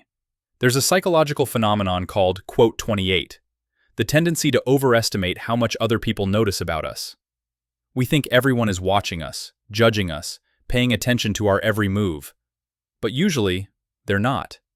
They're too busy with their own lives, their own concerns. The spotlight effect is usually wrong. But what if, in this case, it's right? What if we really are being watched? What if the universe really is paying attention to us, waiting to see what we'll do next? The Fermi paradox might not be about the absence of aliens. It might be about the presence of aliens who have chosen silence. And that silence might be the most important message we've ever received. Consider the implications for how we should behave. If we're alone, then we can do whatever we want. There's no one to judge us, no one to intervene, no cosmic consequences for our actions beyond what we create ourselves. But if we're being watched, then everything changes. Every decision becomes a signal, every action a message. We're not just shaping our own future, we're demonstrating to potential observers what kind of species we are, what kind of civilization we're building, whether we deserve to be contacted or should be left in isolation. This is not paranoia. This is rational consideration of the possibilities implied by the Fermi paradox. If the galaxy is not empty, if there are other civilizations out there, then they have made a choice not to contact us. That choice tells us something. It tells us that either contact is dangerous, or we're not ready, or they're not interested, or some combination of these factors. And until we understand which it is, we're operating blind, making decisions with consequences we cannot predict. Let me give you a concrete example of why this matters.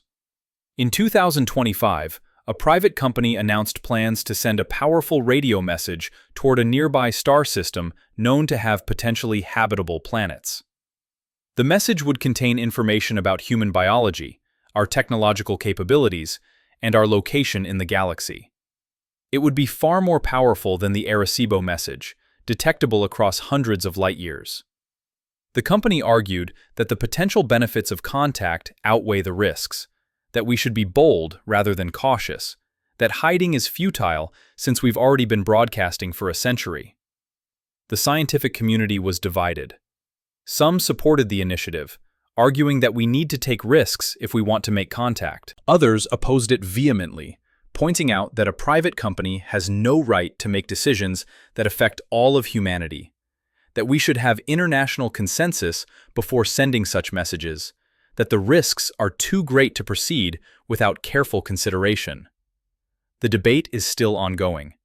The message has not been sent yet, but it will be, eventually, unless we develop some kind of global governance structure for active SETI. And when it is sent, we will have crossed a threshold. We will have moved from passive observation to active announcement, from listening to shouting. And we will have no idea what the consequences will be. This is the situation we're in. We're a young civilization, barely out of our technological infancy, making decisions that could affect our survival for millennia to come. We're doing it without guidance, without precedent, without any clear understanding of the rules of the cosmic game we're playing. We're like children playing with matches in a dark forest, and we don't know if the forest is empty or full of things that are attracted to fire. And here's what makes it even more complicated. We can't agree among ourselves what to do. Some of us want to broadcast, to make contact, to join the galactic community if it exists. Others want to stay silent, to hide, to survive by being invisible. Still others think the whole question is irrelevant, that we should focus on our own problems rather than worrying about hypothetical aliens. We're divided, uncertain, arguing among ourselves while the universe watches. Or doesn't watch, we can't tell which. This division might itself be part of the filter. Perhaps the civilizations that survive are the ones that achieve consensus, that develop the ability to make collective decisions about existential risks. Perhaps the civilizations that fail are the ones that remain divided, that cannot coordinate their actions, that allow individual actors to make decisions that affect everyone. If this is true, then our current political dysfunction is not just a problem for us, it's a symptom of whether we'll pass the filter or fail it. But there's another possibility, one that's rarely discussed in the scientific literature, but that haunts anyone who thinks deeply about the Fermi paradox. What if the silence is not about civilizations at all? What if it's about the universe itself? Stay with me here. We've been assuming that the universe is a passive stage on which civilizations act out their dramas. But what if it's not? What if the universe has properties, has structures, has rules that we don't understand yet? What if there's something about the nature of reality itself that makes interstellar communication difficult or impossible in ways we haven't discovered? Consider quantum mechanics. At the quantum level, observation affects reality. The act of measuring a particle changes its state. What if this principle scales up in ways we don't understand? What if the act of searching for alien civilizations somehow affects whether we find them?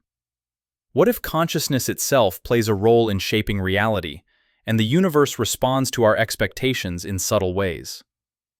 I know this sounds like mysticism. I know it violates everything we think we know about how science works.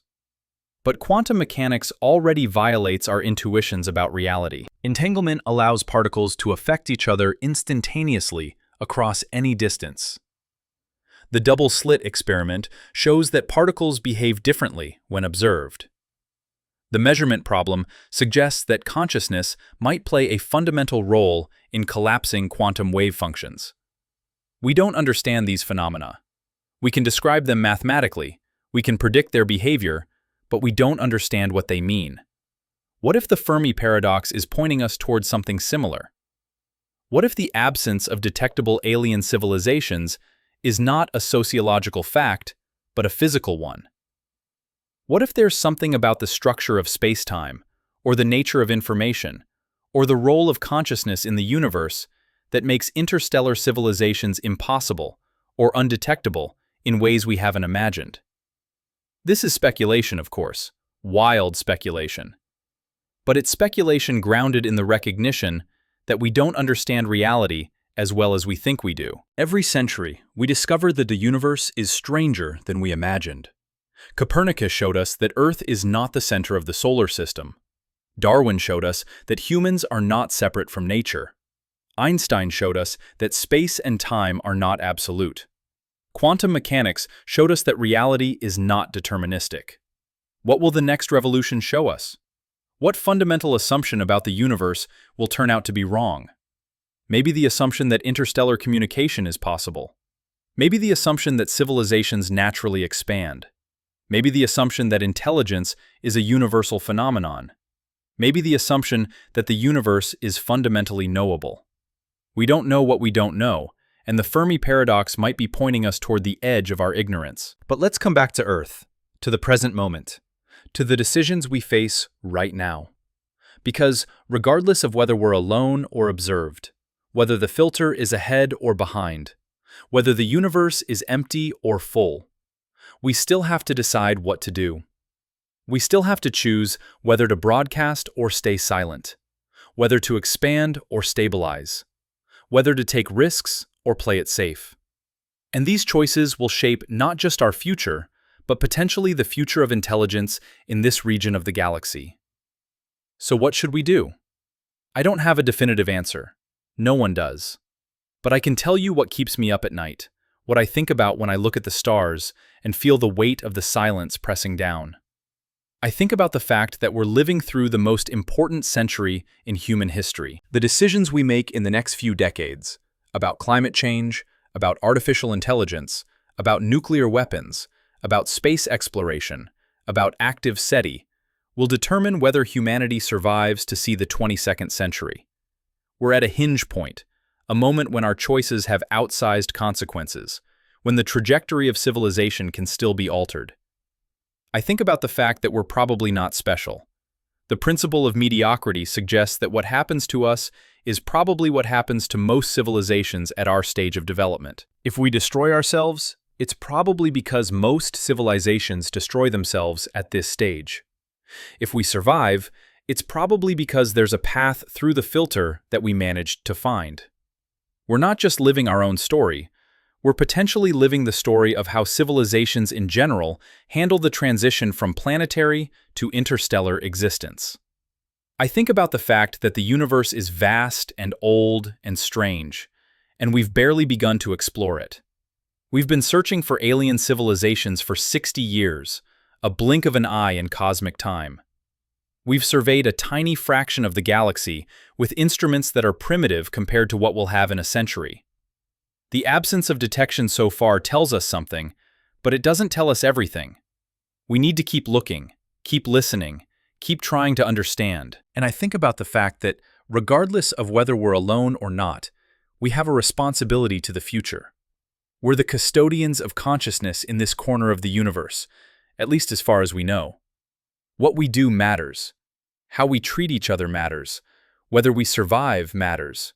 Not just for us, but for all the potential future beings who might exist if we make the right choices. The children who might grow up on Mars, the explorers who might reach other star systems, the civilizations that might flourish across the galaxy if we can just survive long enough to plant the seeds. The Fermi paradox is not just a question about aliens, it's a question about us. It's asking, what kind of species are we? What kind of civilization are we building? Do we have what it takes to survive our own power? Can we develop the wisdom to match our technology? Will we be the ones who break the great silence, or will we become another silent grave in the cosmic cemetery? These are not comfortable questions. They don't have easy answers. But they're the questions we need to be asking, right now, while we still have time to affect the outcome. Because the universe is watching, or it isn't, we can't tell which, and either way, what we do next matters more than we can possibly imagine. The silence is not just out there, in the vast spaces between the stars. The silence is in here, in the gap between what we know and what we need to know, in the space between our capabilities and our wisdom, in the distance between where we are and where we need to be. And that silence is asking us a question. The same question Fermi asked 76 years ago, but directed inward rather than outward. Where are we going? And will we get there before it's too late? There is a photograph that changed how we see ourselves. It was taken on February 14, 1990, by the Voyager 1 spacecraft as it left our solar system. At Carl Sagan's request, the probe turned its camera back toward Earth one final time. From a distance of 6 billion kilometers, our planet appeared as a single pixel, a pale blue dot suspended in a sunbeam, barely visible against the vastness of space. Sagan wrote that, "Everyone you love, everyone you know, every human who ever lived out their lives on that mote of dust. Every saint and sinner, every creator and destroyer, every king and peasant, all of them on that pale blue dot." But here's what Sagan didn't say, what perhaps he couldn't bring himself to say. That pale blue dot might be the only pixel of consciousness in the entire photograph.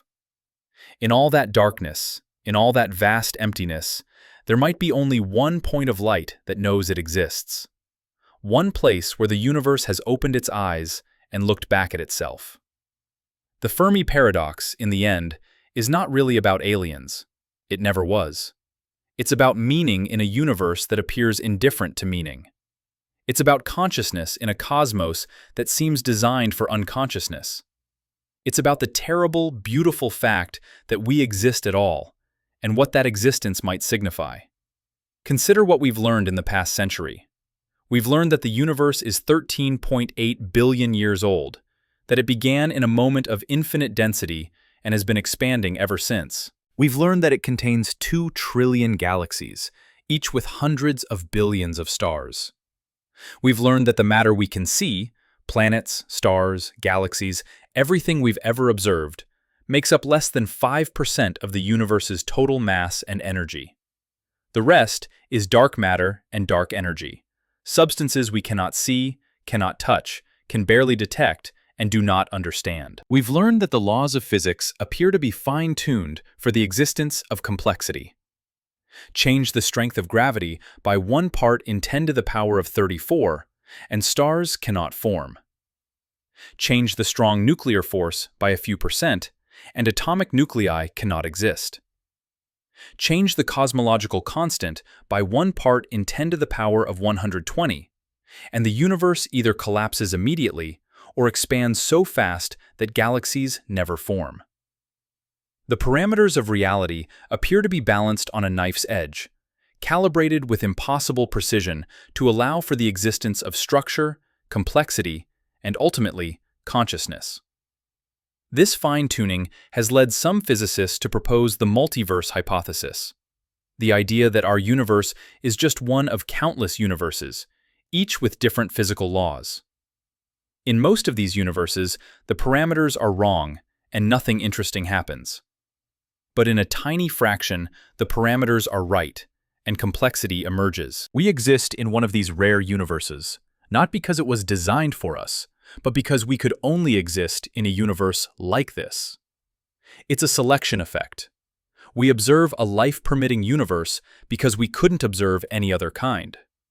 But the multiverse hypothesis, while elegant, is also unfalsifiable. We cannot observe other universes. We cannot test whether they exist. It's a philosophical solution to a physical problem, and it raises as many questions as it answers. If there are infinite universes with infinite variations, then everything that can happen does happen somewhere.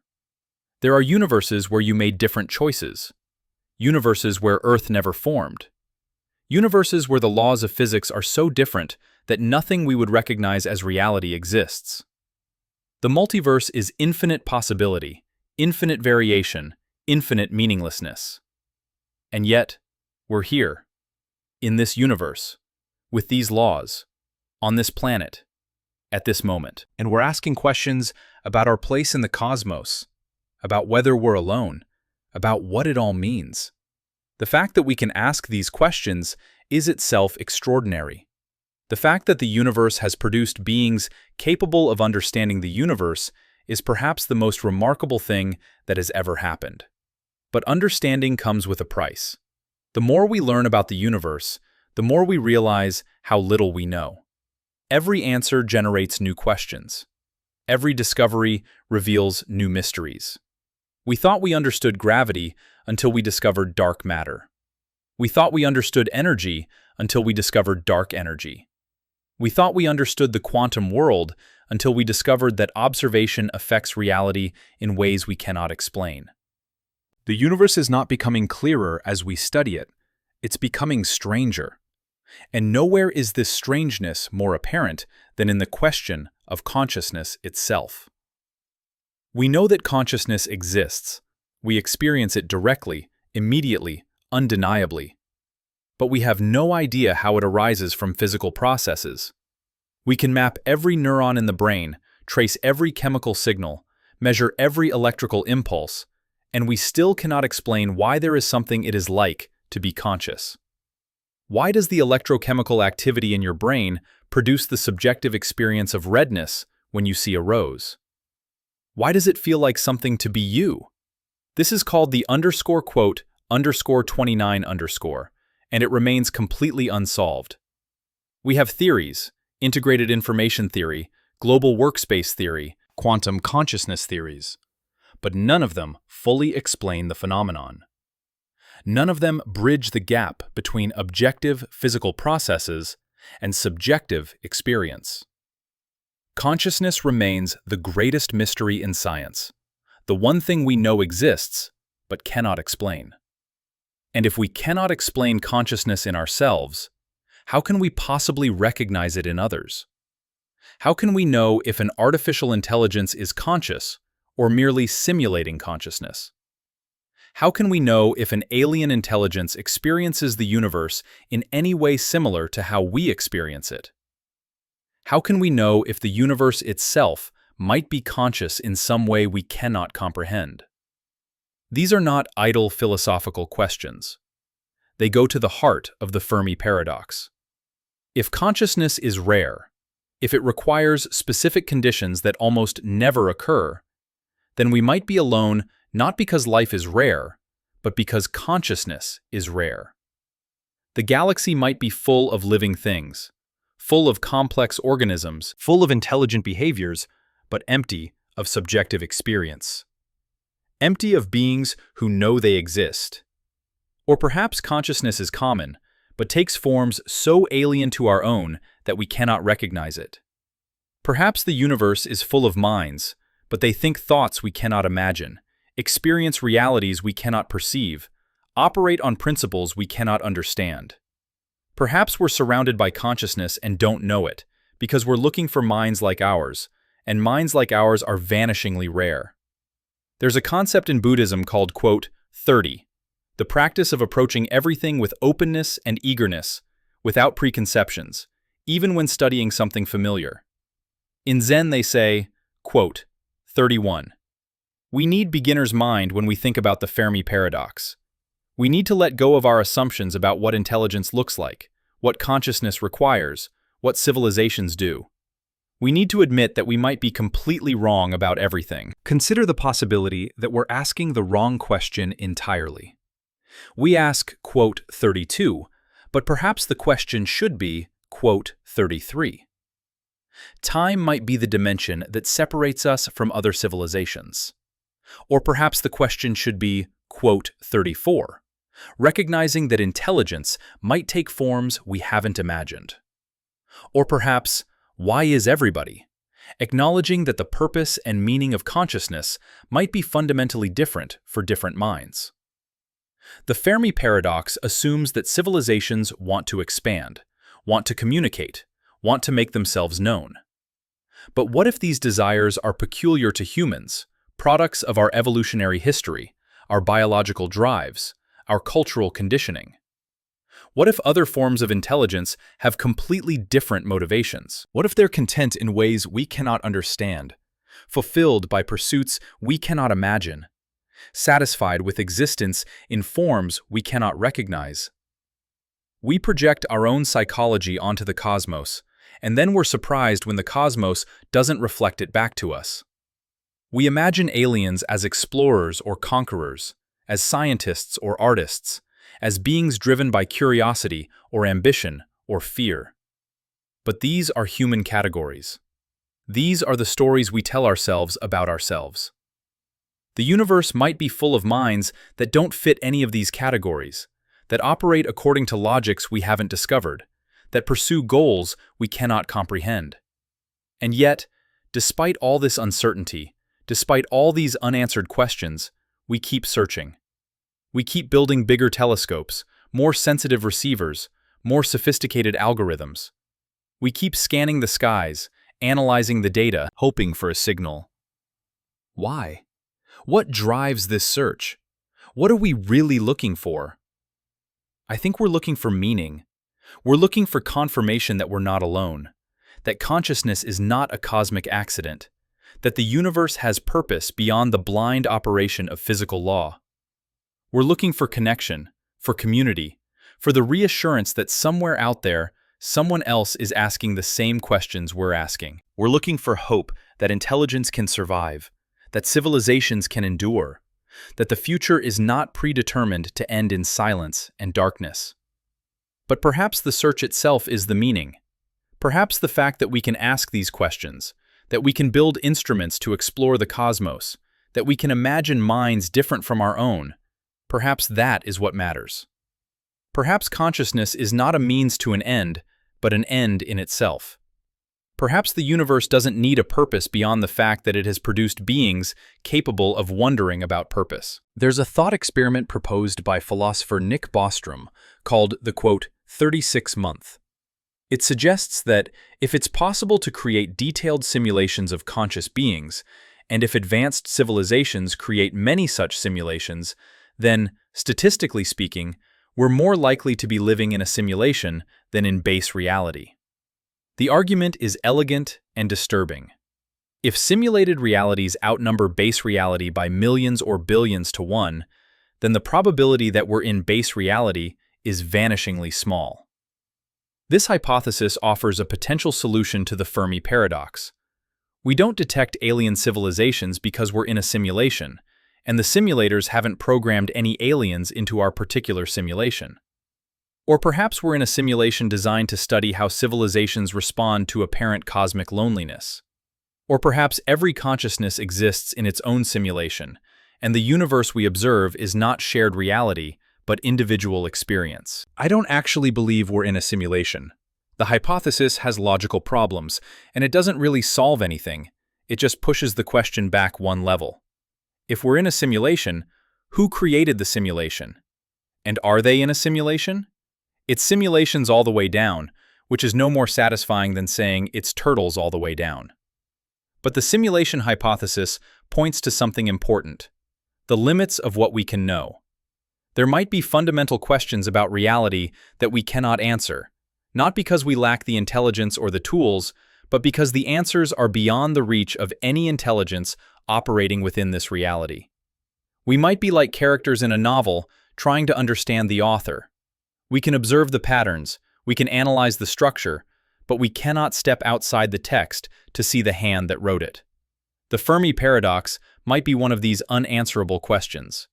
We might never know why the universe appears silent. We might never know if we're alone or observed, early or late, typical or unique. We might spend centuries searching and never find an answer. Not because we're not looking hard enough, but because the answer is not accessible to us. And perhaps that's okay. Perhaps the value is in the search, not the finding. Perhaps the questions are more important than the answers. Perhaps the fact that we can wonder about our place in the cosmos is more significant than any answer we might discover. But I want to tell you what I really think, what I believe in my bones, even though I cannot prove it, even though the evidence is ambiguous and the logic is uncertain. I think we're not alone. I think the universe is full of life, full of intelligence, full of consciousness in forms we cannot yet recognize.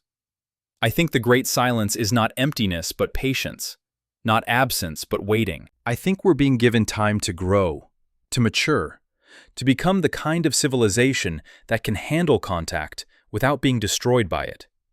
I think the filter is real, and we're passing through it right now. I think the next century will determine whether humanity joins the community of spacefaring civilizations or becomes another cautionary tale. Another species that reached for the stars but couldn't save its own planet.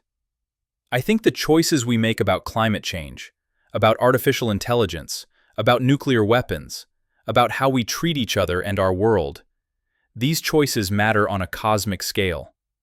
I think the dark forest might be real, but I don't think it's the whole story. I think there are civilizations hiding, yes, but also civilizations watching, waiting, hoping that we'll prove ourselves worthy of contact. I think the zoo hypothesis contains truth. We're being observed, but not maliciously. We're being given space to develop, to make our own mistakes, to find our own path. And I hope, that when we finally do make contact, when we finally hear that first signal or receive that first message, it will not be a threat or a warning. It will be a welcome. It will be the universe saying, "We've been waiting for you. We knew you were there. We watched you struggle and grow and learn. And now you're ready. Now you can join us. Now the conversation can begin." But until that moment comes, if it ever comes, we have to live with uncertainty. We have to make decisions without knowing their cosmic consequences. We have to choose whether to broadcast or stay silent, whether to expand or stabilize, whether to take risks or play it safe, all without knowing if anyone is watching, if anyone cares, if any of it matters beyond our own small world. And here's what I've come to believe. It matters because we decide it matters. Meaning is not something we discover in the universe. It's something we create. Purpose is not handed down from cosmic authorities. It's something we choose for ourselves. The universe might be indifferent to our existence, but we are not indifferent to our own existence. We care. We love. We hope. We dream. We create meaning in a universe that has no inherent meaning, and that act of creation is itself meaningful.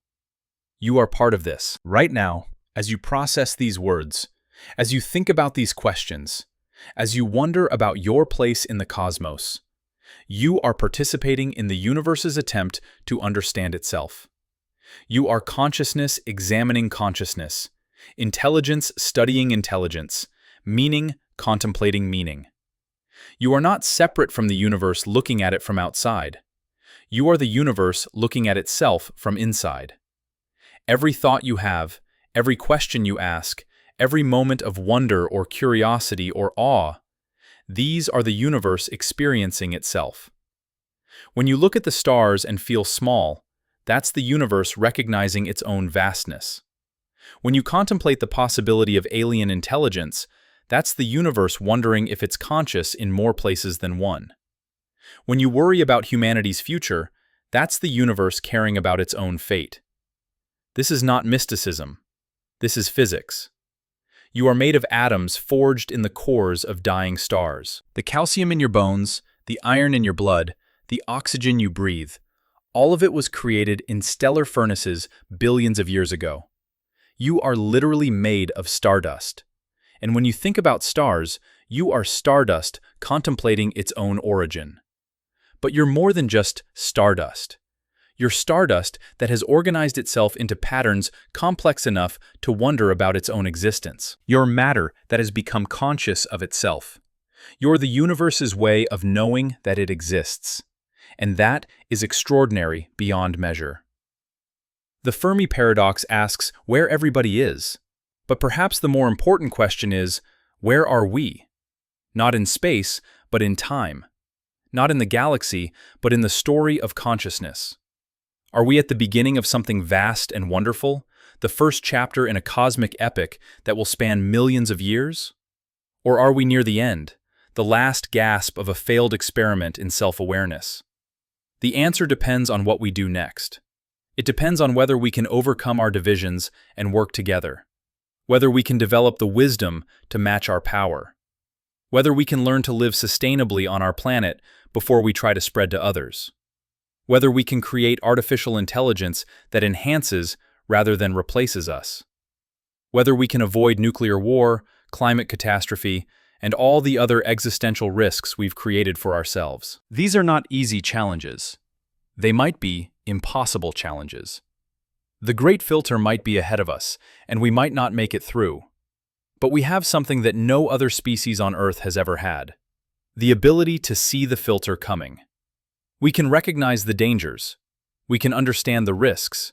We can choose to act differently. And that choice, that conscious, deliberate choice to survive, to thrive, to reach for something better, that might be what separates the civilizations that make it from the ones that don't.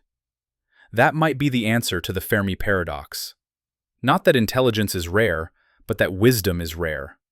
Not that civilizations don't arise, but that they don't survive their own adolescence. Not that the universe is empty, but that it's full of graves, and we're trying desperately not to become another one. So when you look at the night sky tonight, when you see those distant points of light and wonder if anyone is looking back, remember this. You are not just an observer. You are a participant. You are part of the universe's attempt to understand itself, to know itself, to become conscious of its own existence. Your thoughts matter. Your choices matter. Your life matters, not because some cosmic authority has decreed it, but because you are consciousness, and consciousness is the rarest and most precious thing we know of in the entire universe. The great silence might be telling us that we're alone, or it might be telling us that we're early, or it might be telling us that we're being watched, or it might be telling us nothing at all. It might just be silence, empty and meaningless, signifying nothing beyond the absence of signals. But here's what the silence cannot tell us. It cannot tell us that we don't matter. It cannot tell us that consciousness is worthless. It cannot tell us that the universe would be better off without minds to observe it. Because without consciousness, without observers, without beings capable of asking questions and seeking answers, the universe would just be existing without knowing it exists, unfolding according to physical law without anyone to appreciate the beauty of that unfolding. We are the universe's way of mattering. We are meaning in a cosmos that would otherwise have none. And whether we're alone or surrounded by others, whether we're early or late, whether we survive or perish, we are here now, conscious now, asking questions now. And that is enough. That has to be enough. The Fermi paradox will not be solved in our lifetime. We might search for centuries and never find an answer. We might discover alien civilizations tomorrow, or we might remain alone forever. We cannot know. But we can choose how we respond to that uncertainty. We can choose hope over despair, curiosity over fear, connection over isolation. We can choose to keep searching, keep wondering, keep reaching for the stars, not because we're guaranteed to find anything, but because the search itself makes us more than we were. Because asking questions about the universe makes us part of the universe's story. Because consciousness examining consciousness is the most profound thing that has ever happened, and we get to be part of it. So look up at the stars tonight. Feel the weight of the silence. Wonder about what might be out there, or what might not be. And then remember, you are here. You are conscious. You are asking questions that matter. You are the universe, looking at itself and finding it beautiful, mysterious, worth understanding. And in a cosmos that might be empty of other minds, or might be full of them hiding in the darkness, or might be something stranger than we can imagine, that is enough. You are enough. We are enough. The great silence is not an answer, it's a question. And the question is not, where is everybody? The question is, what will we become? The universe is waiting to find out, and so are we.